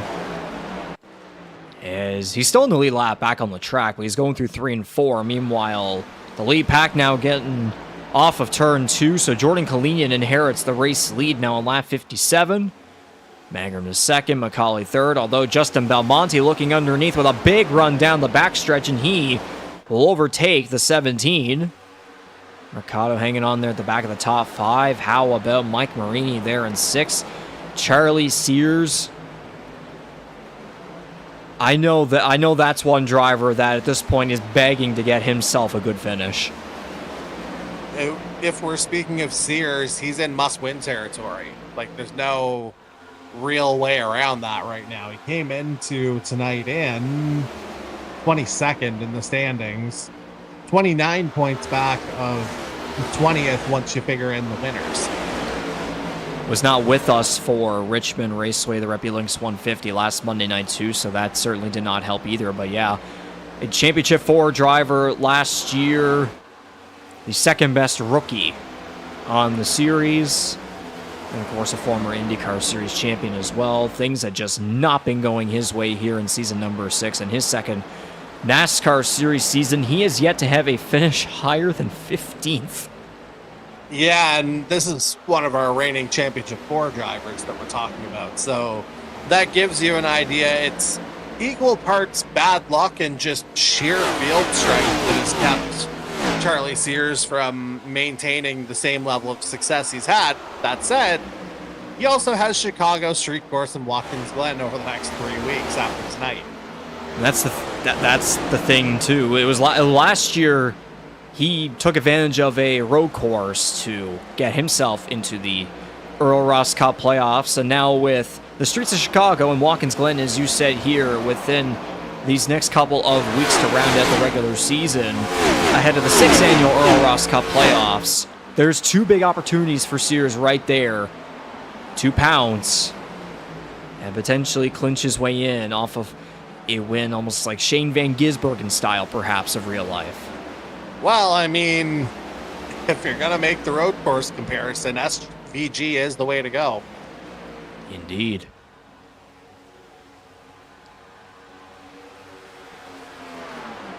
Although, in our series, it doesn't seem to matter what track configuration it winds up being. Usually it seems to end in Jordan Kalinian with clear air. Oh, whoa. Blake Thronberg sideways. Still going around. Oh, man. There he goes. Caution. Oh, yeah, there. Okay, so backs into the tires. This feels like the absolute perfect opportunity for not the other segment, but what I was going to say is the perfect opportunity for the field to come in for their final pit stops. Because we've been saying 16 to 18 laps of fuel, and 20 laps remaining. You're going to get a couple under caution, so you're not burning as much. Yeah, I think this is probably going to be the window where we see guys come in for the last time. Unless they've saved a set of tires for something that might happen at the very end.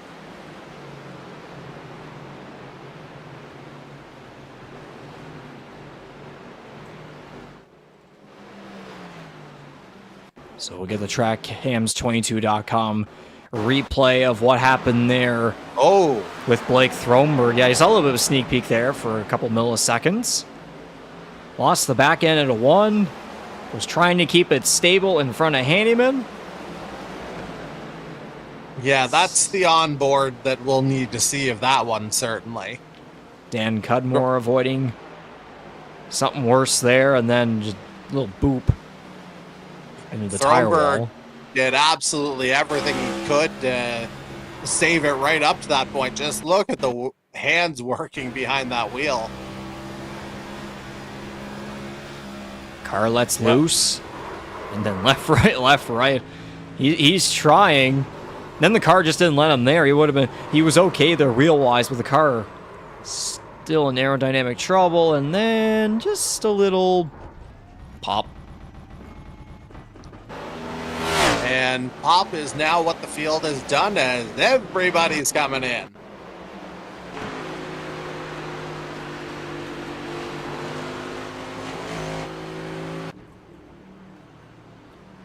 And to take a bit of a wall kiss there for Dan Cudmore to avoid getting more majorly involved in that one. And as you said, yes, Raymond Hanneman staying out, but everybody else to pit road.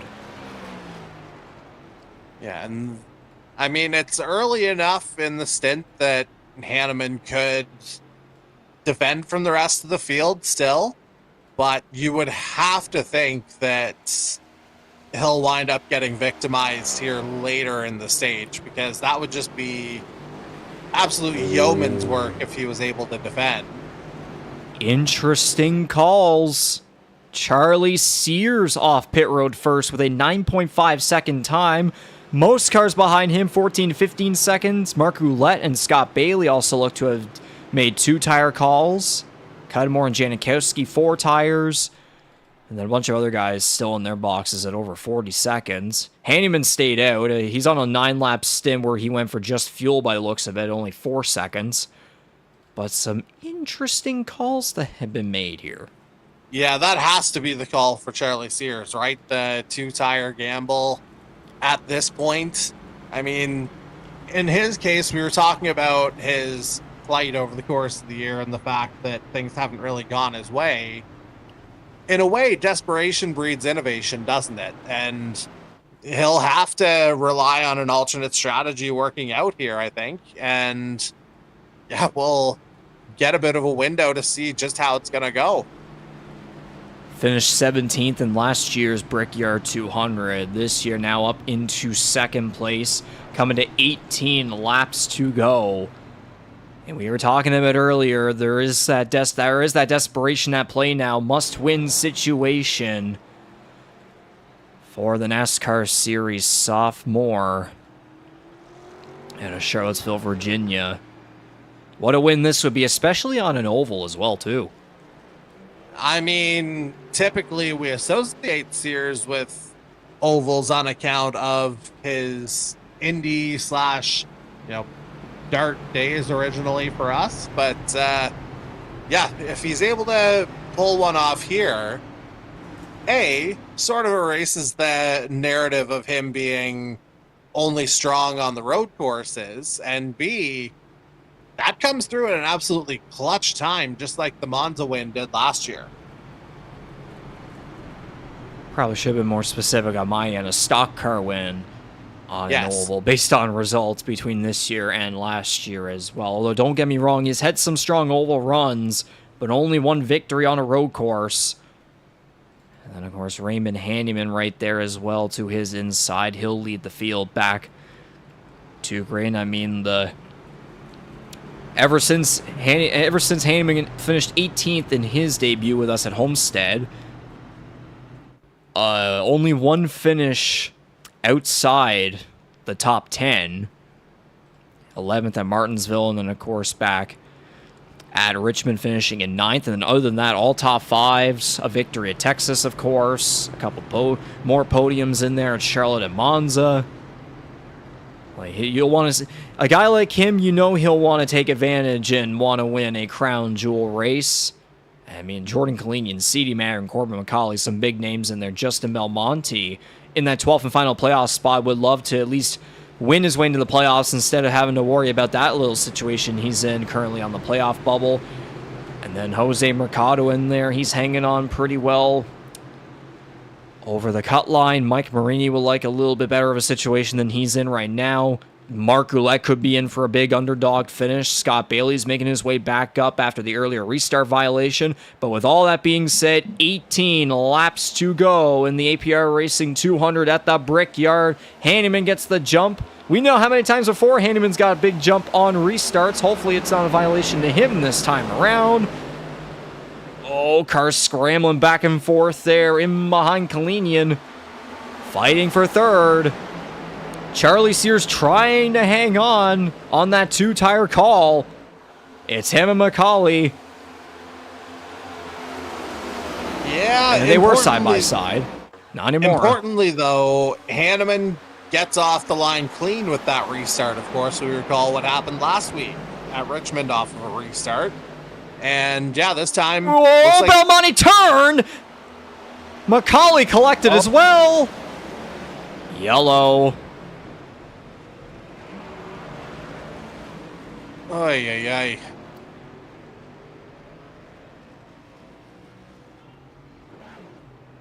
Okay, that did not sound particularly good from the other side of your wall. No. No. I mean, the fact that I could hear it in my headphones.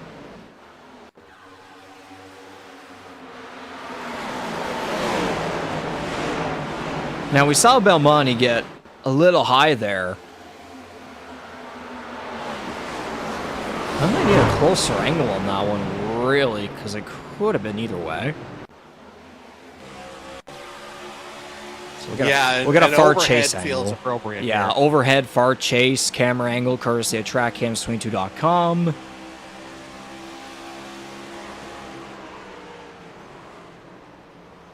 Am I fair to speculate that's a bit of both? I mean, that looks like a Maybe? racing incident to me. Like, It's on slow motion.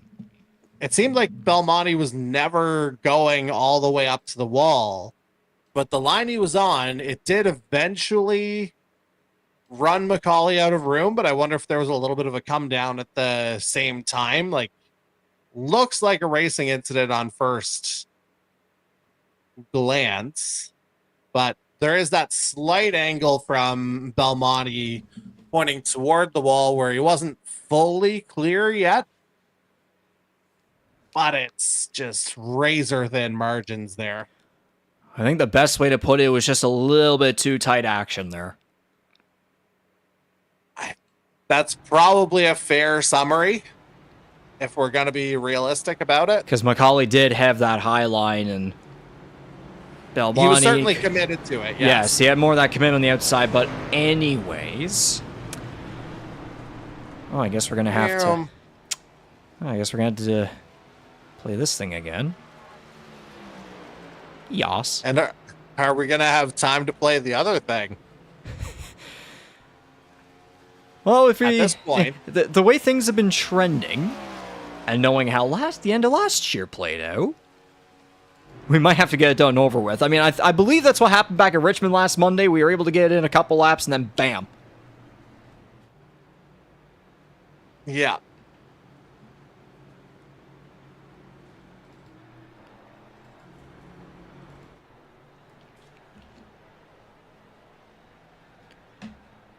By the sounds of it, we may have another retirement. Yeah, we'll have to keep an eye on that, I think. Andy Hurdle's been in his box for almost a minute. Belmonte's been in for over a minute. Darcy Ford as well. Ercolani's 4 laps down on the track. Kyle Knoll's been in his box for over a minute at 4 laps down. Currently, your race leader is Jordan Kalinian. Charlie Sears second. Magram's third. Bailey fourth. Jose Mercado currently rounding at the top 5. Mark Roulette, Dan Cudmore, Mason Tomlinson still hanging around solidly there at the back of the top 10. Tom Janikowski might try to sneak another top 10 finish. He's gotten a couple within the last couple of races. It's kind of inconsistent, but every now and then those top 10 finishes come through for car number 93, of course, the Zesty Paws. The Zesty Paws, man, which, speaking of Zesty Paws, we'll be back at it with the Zesty Paws Challenge, the 81 miles of Chicago, next Monday night on July 14th, 38 laps around the streets of Chicago. Well, I mean, Chicago had its moments last year, certainly. The street course configuration for those not clear, not Chicagoland. Yeah, it'll be interesting to see how this one goes. Last year was a playoff round, of course. This year it's merely helping to sort out the picture just that little bit more. So we're going back to green flag racing with 13 laps remaining.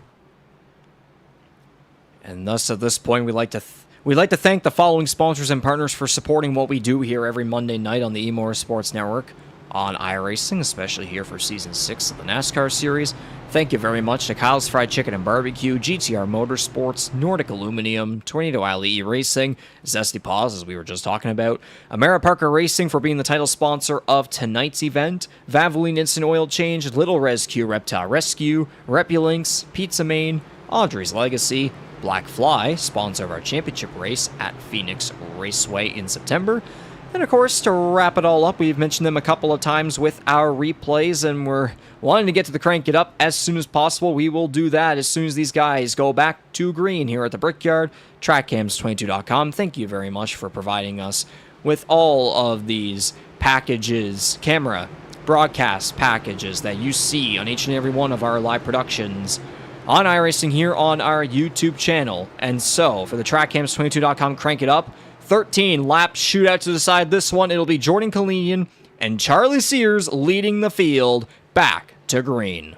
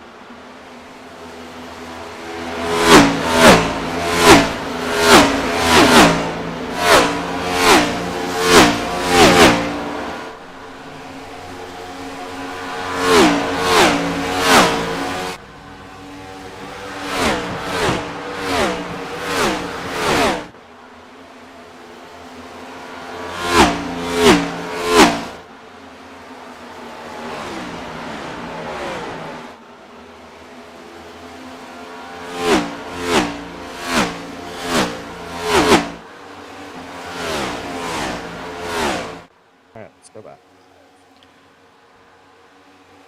And we are back once again. Thanks to TrackCams22.com for powering our Crank It Up and our replays and this entire live production here of the E-Motorsports Network. NASCAR Series on iRacing for season number 6. We continue on with round number 11 on the year. The Amara Parker Racing presents the 200 at the Brickyard. And yes, as we saw there, Justin Belmonte with issues, so I'm going to try to replay back the best we can to see what happened. That might have been a little too much. Yeah, it was on the start of that nice lap, if you want a reference point. It would be right here, I believe. Yeah, so yeah, you'll see he's got it there, just can't quite get it turned, and he just smacks the wall there through one, down onto the infield wall. And he'll eventually come to a stop right on these infield walls at the back straight. And yeah, that looks like his night done as well. So joining the 17 after their little incident, resulting in the previous caution. Meanwhile, back on the racing surface, coming to 7 laps to go. Almost a second between Jordan Kalinian and C.D. Magram for the win at the Brickyard. Kalinian looking for a big bounce back after last Monday at Richmond Raceway. Looking for win number 5 on the year. Right in front of your reigning race winner from last Monday and also from last year at the Brickyard, C.D. Magram.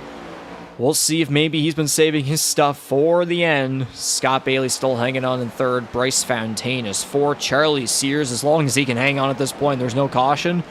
Top 5 finish, that's probably the best he could ask for.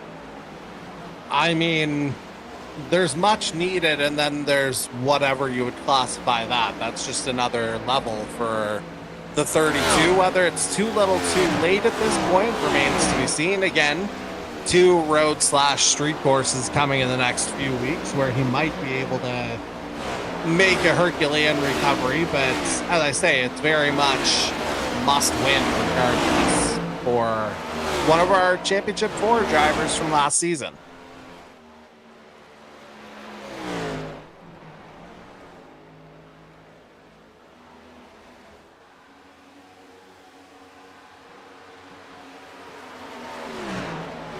Now 5 cars out of this one, 18 cars remaining on the track. Kyle Knowles just trying to cycle around the best he can despite clearly having a badly damaged car. 15 cars left on the lead lap, Andy Hurdle being the last one. Now 5 laps remaining for the Salisbury, North Carolina driver. After last year, coming up just short in the battle that we all remember from 1 year ago between him, Corbin McCauley, and C.D. Magram. Kalinian finishing 9th last year, then Magram with the win. Yeah, if memory serves, that was a little bit of an inflection point in the regular season battle as well, because it was the first time that we had really seen our 2 main championship combatants get tangled up together on that start-finish straight right at the end. Exactly. And speaking of getting tangled up, if anything happens from here on, we're looking at the overtime procedures being put into play. It was, remember last year, a green-white checkered finish was needed to decide the Brickyard 200. Still a couple laps remaining for us to have a chance at that, but once they receive the white flag, they must race back to the end to the checkered flag, and whoever crosses that line first can kiss the bricks at the end of 80 laps. Again, I say 80 if we don't need a green-white checkered finish. Yeah, I mean, it feels, the way things have gone tonight, it feels like it would be a minor miracle if that happened, but things are looking semi-calm out here at the moment. Now 3 laps away, the sophomore, from tying Scott Bailey for total wins. Bailey at 13, Kalinian's at 12. And of course, you have one Scott Bailey lurking there in the same short chute, trying to keep Kalinian from doing that, but I think he might run out of miles unless he finds something or if Kalinian runs out at some point. But I highly doubt that given the timing of that last pit stop for the lion's share of the field.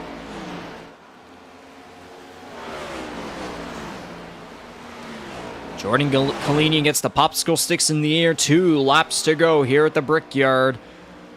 Well on his way to win number 5 on the year if he can hang on. And as you said, with the fuel there as well, assuming that it is all good and well. We just saw Blake Thromer get by Dan Cudmore for 9th, so that's a couple extra points for the Graham, North Carolina rookie for Back Row Motorsports. A couple extra points for that team there as well. Not to mention the next guy he'd be charging to on the track as Noel comes in. Next guy he'll be trying to catch is the guy chasing him in the Rookie of the Year standings, Raymond Hanneman. Indeed, so that gap no doubt going to close just a little bit after tonight, I would imagine. But we will find that out officially within the next couple of days. As up front, Jordan Kalinian receives the white flag, 1 lap to go at the Brickyard. And, you know, it wasn't the typical dominance in qualifying that we see out of the 00, but it was an exercise in patience. He started this one in, I believe, 8. And, you know, just ultimately was able to survive everything. And it looks like he's about a mile away from getting the job done to make it, you know, the drive for 5, so to speak.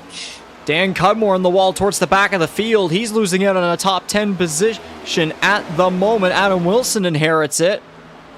So Cudmore dropping back a couple of spots, but off the final corner, it'll be 3 wins within 5 races for your 2-time driver of the month here in season number 6. Jordan Kalinian will kiss the bricks in the Amara Parker Racing presents the 200 at the Brickyard at Indianapolis.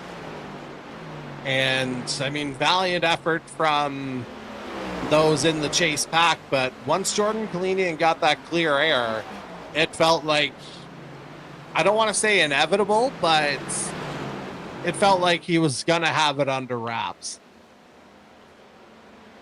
And a lot cleaner of a finish, to say the least, compared to last year. I know someone like Kalinian definitely is breathing the sigh of relief on that end. But CD Mangrum not going to go back-to-back, but nonetheless, back-to-back years where he will finish on the podium or within the top 2, however you want to put it. A restart violation may have denied Scott Bailey the win, but he's still able to hang on for a podium finish. Bryce Fontaine will continue his stellar results in races that he has participated in. So top 10 streak continues, another top 5 for Car 22 in his return to the track, and Charlie Sears finally, a good finish. Yeah, he was able to string it all together when he's needed it. And again, I said it a little bit earlier and it bears repeating. It might be a slight case of too little too late, but you still got to make the results count, and regardless of the setting. So Sears coming through with that top 5. He needed it, to put it lightly. That'll give him all the momentum in the world going into the streets of Chicago next Monday night, and then eventually to our regular season finale at Watkins Glen International.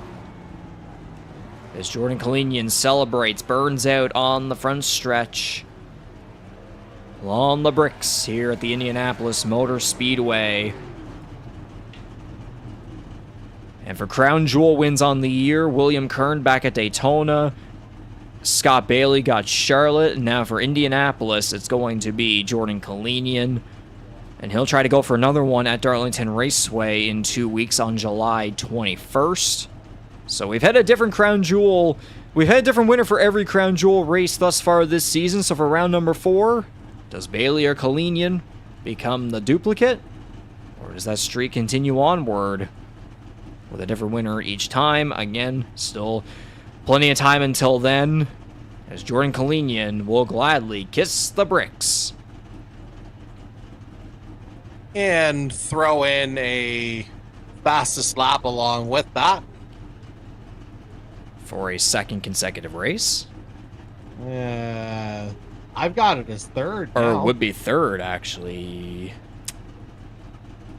Yeah, you know what, Monza. That makes sense. Yeah, he might have done some things there. Well, regardless, that's better. Yeah.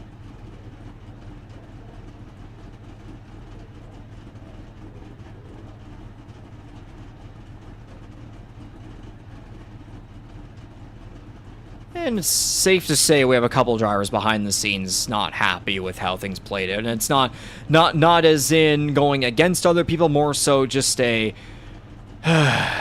disappointed myself sort of a deal.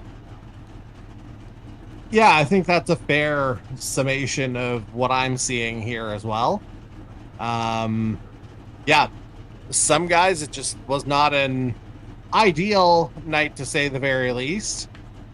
Yeah, all you gotta do is kind of move on at this point. You got 3 races to make something happen before we lock in that top 12. Indeed, and now we're going to be down to 3 races remaining and 2 on road/street courses. Yeah. Coming up as well, again being the streets of Chicago, Darlington, Watkins Glen. Those are a bunch of challenging circuits that these drivers are going to be experiencing in the next couple of weeks, but again, it's just going to prepare them mentally and physically for what they have to endure when we get to the playoffs. Because remember, Bristol and Kansas to start off, then you got Dover and Talladega, Charlotte, Roval, and Las Vegas to decide the championship 4, and then it's right back to Phoenix, just like our old days, to decide the next Earl Ross Cup champion. How kind. Pardon? How kind. How kind, yes. Exactly. So, in Discord, we await the 00 of Jordan Kalinian, which, to say the least, I think he just so loves to be talking to us so many times, eh? Well, I mean, it seems like we get more out of him the more we do this, so that's the positive way to spin this, and, you know, no spinning for the 00 tonight, just the celebratory donuts at the end. Indeed.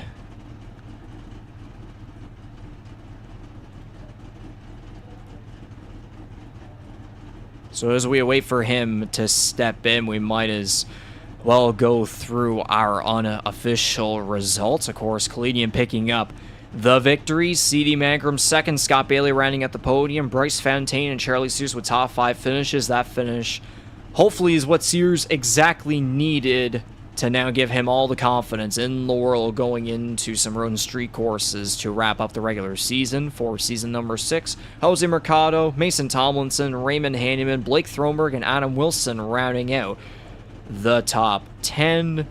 Going on the rest of the way, Mike Marini finishing just outside the top 10, but a stellar run. Tom Janikowski 12th. We saw Daniel Cudmore get into the outside wall off of turn 2 on the last lap, so he was in for potentially a 9th place run at best, but he drops back to 13th. Mark Goulet 14th. Andy Hurdle, last car in the lead lap, in 15th. Darcy Ford finishes a lap down in 16th. Mario Ercolani, unfortunately, you know, those top 10s in recent weeks in the top 5 from last Monday as well. Now back down towards the bottom there in 17th. Kyle Knoll 18th. Justin Malmonti and Corbin McCauley 19th and 20th. And to round out the field, many laps down and wrecking out early, Ty Higginbottom, Ryan O'Toole, and Jared Ireland rounding out your 23-car field. For the 4th annual, Amara Parker Racing presents the 200 at the Brickyard here at Indianapolis Motor Speedway. And I'll throw in an unofficial standings update here as I do my real-time points. It appears as though Justin Belmonte remains on the bubble once you figure in the playoff locks. It appears the gap is 10 points now between himself and Darcy Ford, so moving out a couple of points compared to where he started the evening, thanks in large part to the 7th place finishes in both Stage 1 and Stage 2. It appears we do have a Jordan Kalinian in the Discord voice chat, so we might as well head on over there. All right.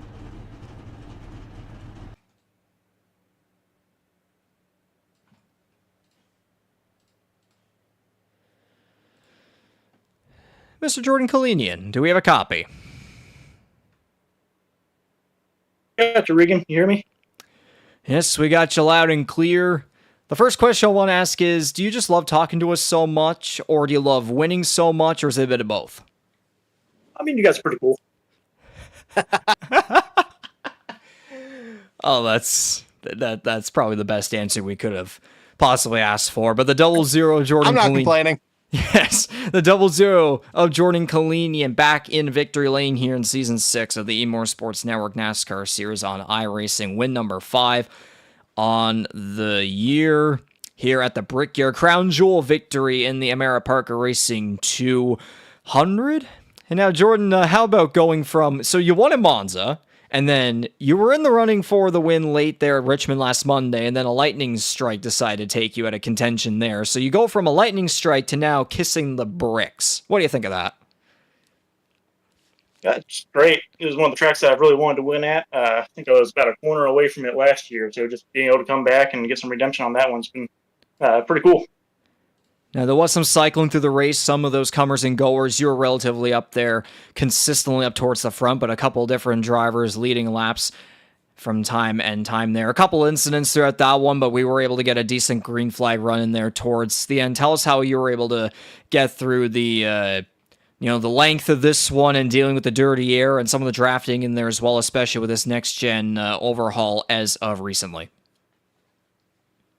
Yeah, the strategy to get to the front was really hard to handle. Really not even sure I had the right strategy, but just all kind of worked out at the end there with the wrecks and being able to make it through, and had a couple things go my way with Scott getting that penalty on the restart, and then the 85 peeling off the pit on that before that final restart there. So I'm not sure I would have gotten it done without those two things going my way, but just doing that, dealing with the dirty air, you really can't deal with the dirty air here. Either you're in the lead or you're just going to get to 0.8 behind them and get stuck. So just having everything go the way really made the difference.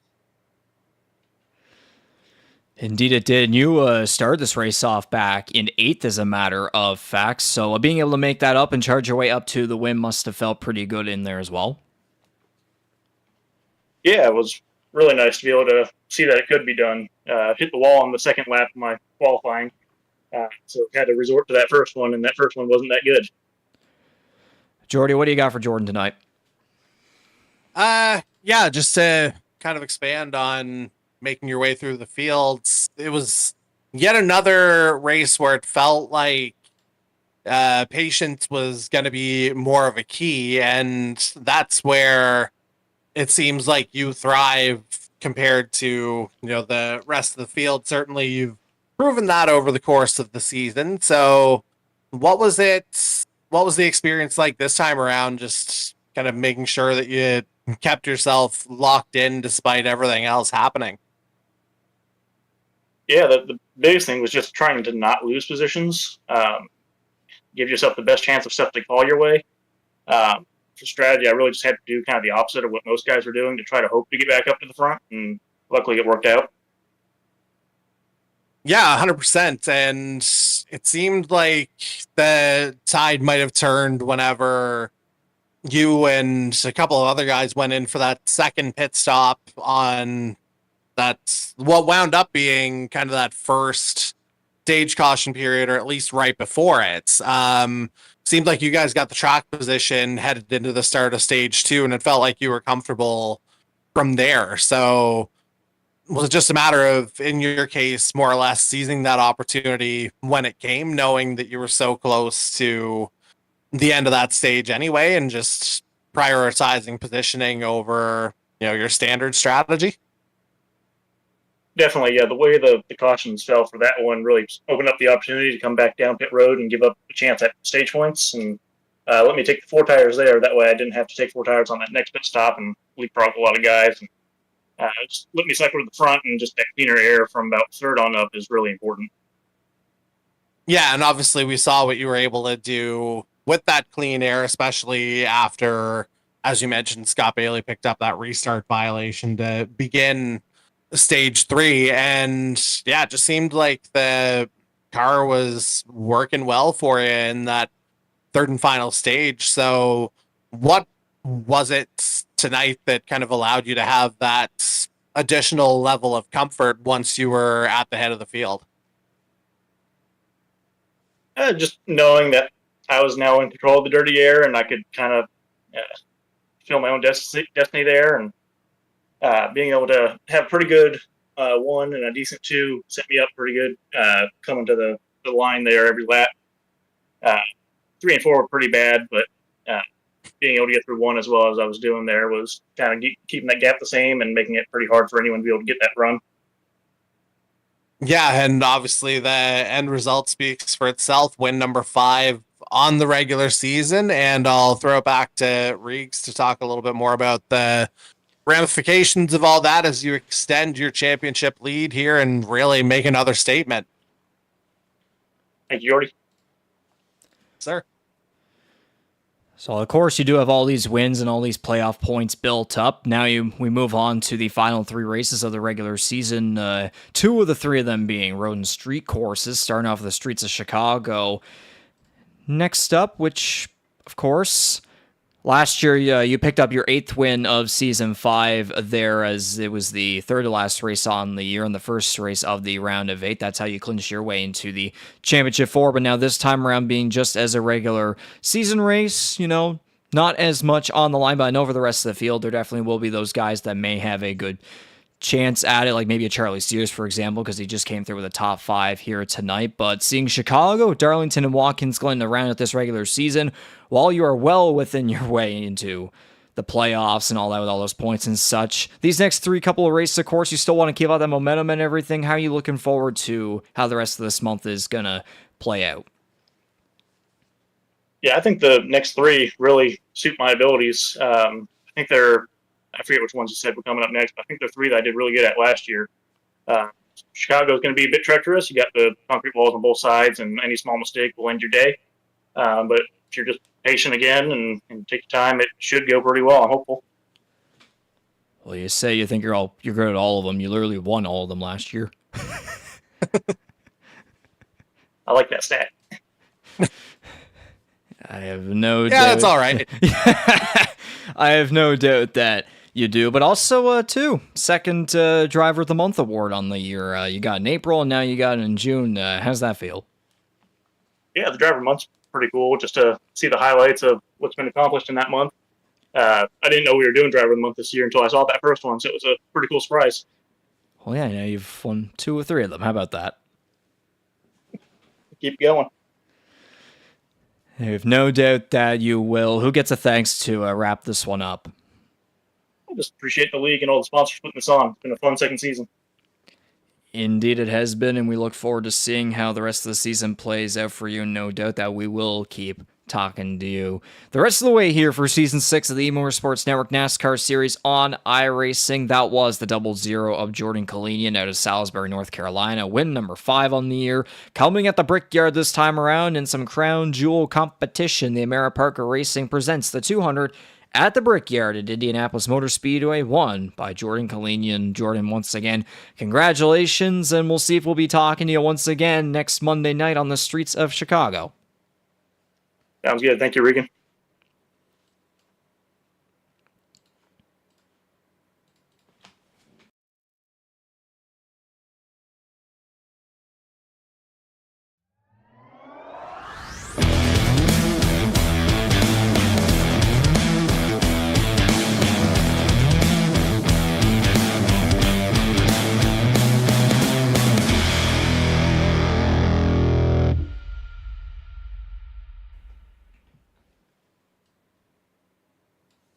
And thus, welcome to the Valvoline Instant Oil Change post-race show. Of course, we were recapping all of that there that went down here tonight at the Indianapolis Motor Speedway and talking with our race winner, Jordan Kalinian. Jordy, this race certainly a little bit, a couple different dynamics compared to how last year's Brickyard 200 played out. Still had still a decent number of incidents, including the big one striking there at the end of stage number 1. Finish-wise, though, not as chaotic, not as much carnage that we saw compared back to in season number 5, but regardless, though, quite an interesting race that played out right there, with the dirty air and the drafting all at play simultaneously, and we saw Jordan Kalinian charge his way up to the victory. We saw some pretty solid finishers in there. Bryce Fontaine making a statement in his return after missing the last 4 races, and a bunch of other storylines and potential shakeups to happen in the points, especially towards that playoff bubble, as we now will enter to the streets of Chicago,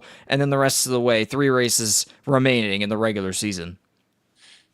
Yeah, it's funny. That last stretch almost felt like the least chaotic moments of the evening in a way, compared to not quite the stop and start nature that we've seen on especially the short tracks, but there were plenty of cautions to go around, plenty of spanners thrown in the works, so to speak. But ultimately, a result that once Jordan Kalinian got out to the front, it felt inevitable, because as others have commented, that dirty air was just disastrous at Indy if you were behind anybody, really. So clean air was the way to go. And yeah, 00, he has shown his chops here once again and executed it in a more patient manner, as opposed to the clinical feel that we've seen over a number of his victories. And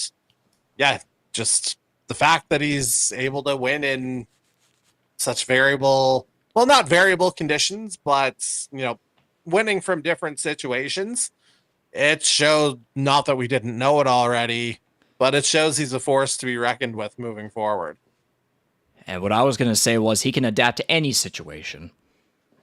Yeah, that's 100% fair. And I think that's been more than proven over the course of the season and a half that we've seen him, especially since he's maintaining this ridiculous, almost 40% win rate over the course of his career. It's just mind-boggling. I mean, yeah, now that he would now at 13 career wins within 33 career starts. So there you go. Yeah, that's roughly 40% there if you were to round it up. So it's just, it's quite a number. And then, as we were talking about there during the post-race winner interview with him, the next 3 tracks we're going to, he won at all of them last year. Yeah, I think he'll have some good vibes, shall we say. And it feels like he's only gotten better. Because, 8 wins all of last year. We could be looking at 8 wins in the regular season. And then plenty more to beat that record that he had last year, as we then venture eventually into the 6th annual Earl Ross Cup playoffs. But yes, compared to tonight in the last couple of races, a whole different ball game going to be played here next Monday night on July 14th, the 2nd annual Zesty Paws. 81 miles of Chicago on the streets of Chicago, Illinois. Jordan Kalinian will go back-to-back after winning last year as well, dominating last year, I probably should say. And of course, the being sponsored by Zesty Paws, the Zesty Paws Challenge will continue on for round number 2 ahead of the finale at Bristol Motor Speedway on August 4th. There are your points after the Zesty Paws 300 at Charlotte Motor Speedway, basically about a month ago, which, yes, time flies by. Yeah, hang on, just let me pull up that window here once again. Yeah, maybe not your conventional standings as we've come to know them through the entirety of the regular season, but hey, small sample sizes are always fun to analyze, and we'll see how this middle part of our 3-part Zesty Paws challenge is going to shake out, especially you're looking at some guys there who, might need a little bit of help, so they're going to need a strong performance in this one. And may very well come out with an iRacing gift card courtesy of Zesty Paws, which, fun fact, when you look at all those names in the top 10, there's no Jordan Kalinian. No, that was taken out in an early wreck from my recollection. Correct. At Charlotte. Yeah, yes. Not that I was going for recollection, whatever.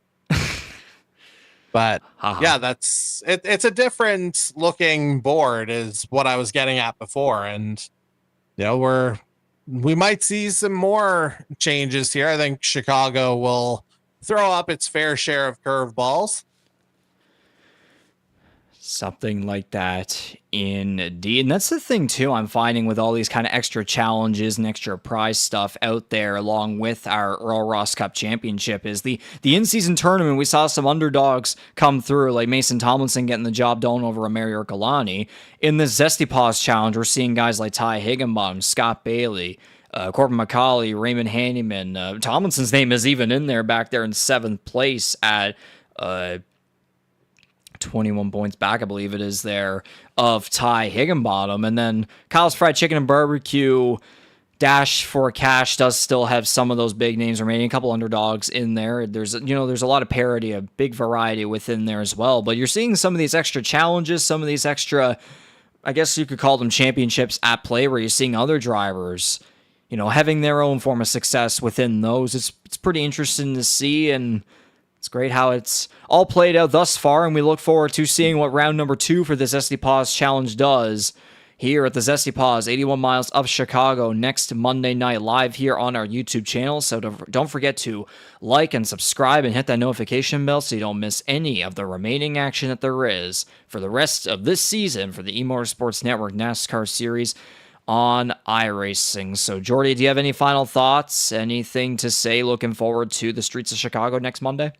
I mean, I think all of the statements that could be made have been made, and again, it's the guy at the top of the standings just further delivering and further emphasizing that he's unquestionably the guy to beat this year. And again, the fact that we're going to tracks that he won 3 straight last year, good luck. Absolutely. All the drivers will indeed need all the luck that they can get both next Monday night and the rest of the way as our playoff field continues to be determined, of course, ahead of the 6th annual Earl Russ Cup playoffs. So, with all that being said, that does it for another live production here at the E-Motorsports Network on iRacing here on our YouTube channel. That was the 4th annual Amara Parker Racing presents the 200 at the Brickyard at Indianapolis Motor Speedway. Congratulations to Jordan Kalinian on the victory. Win number 5 on the year, and yet another victory to the all-time wins list. So we'll see if he can go back-to-back at Chicago. So on behalf of Jordy Carraher, the rest of the E-Motorsports Network, from the competition committee to the staff, drivers, sponsors, partners, my name is Regan McCauley. We will see you all back at it once again for another Monday night race next Monday, July 14th. Coverage beginning just beyond 7:30 p.m. Eastern, 8:30 p.m. Atlantic, live on our YouTube channel. Until then, that was another edition of E-Motorsports Network Monday Madness.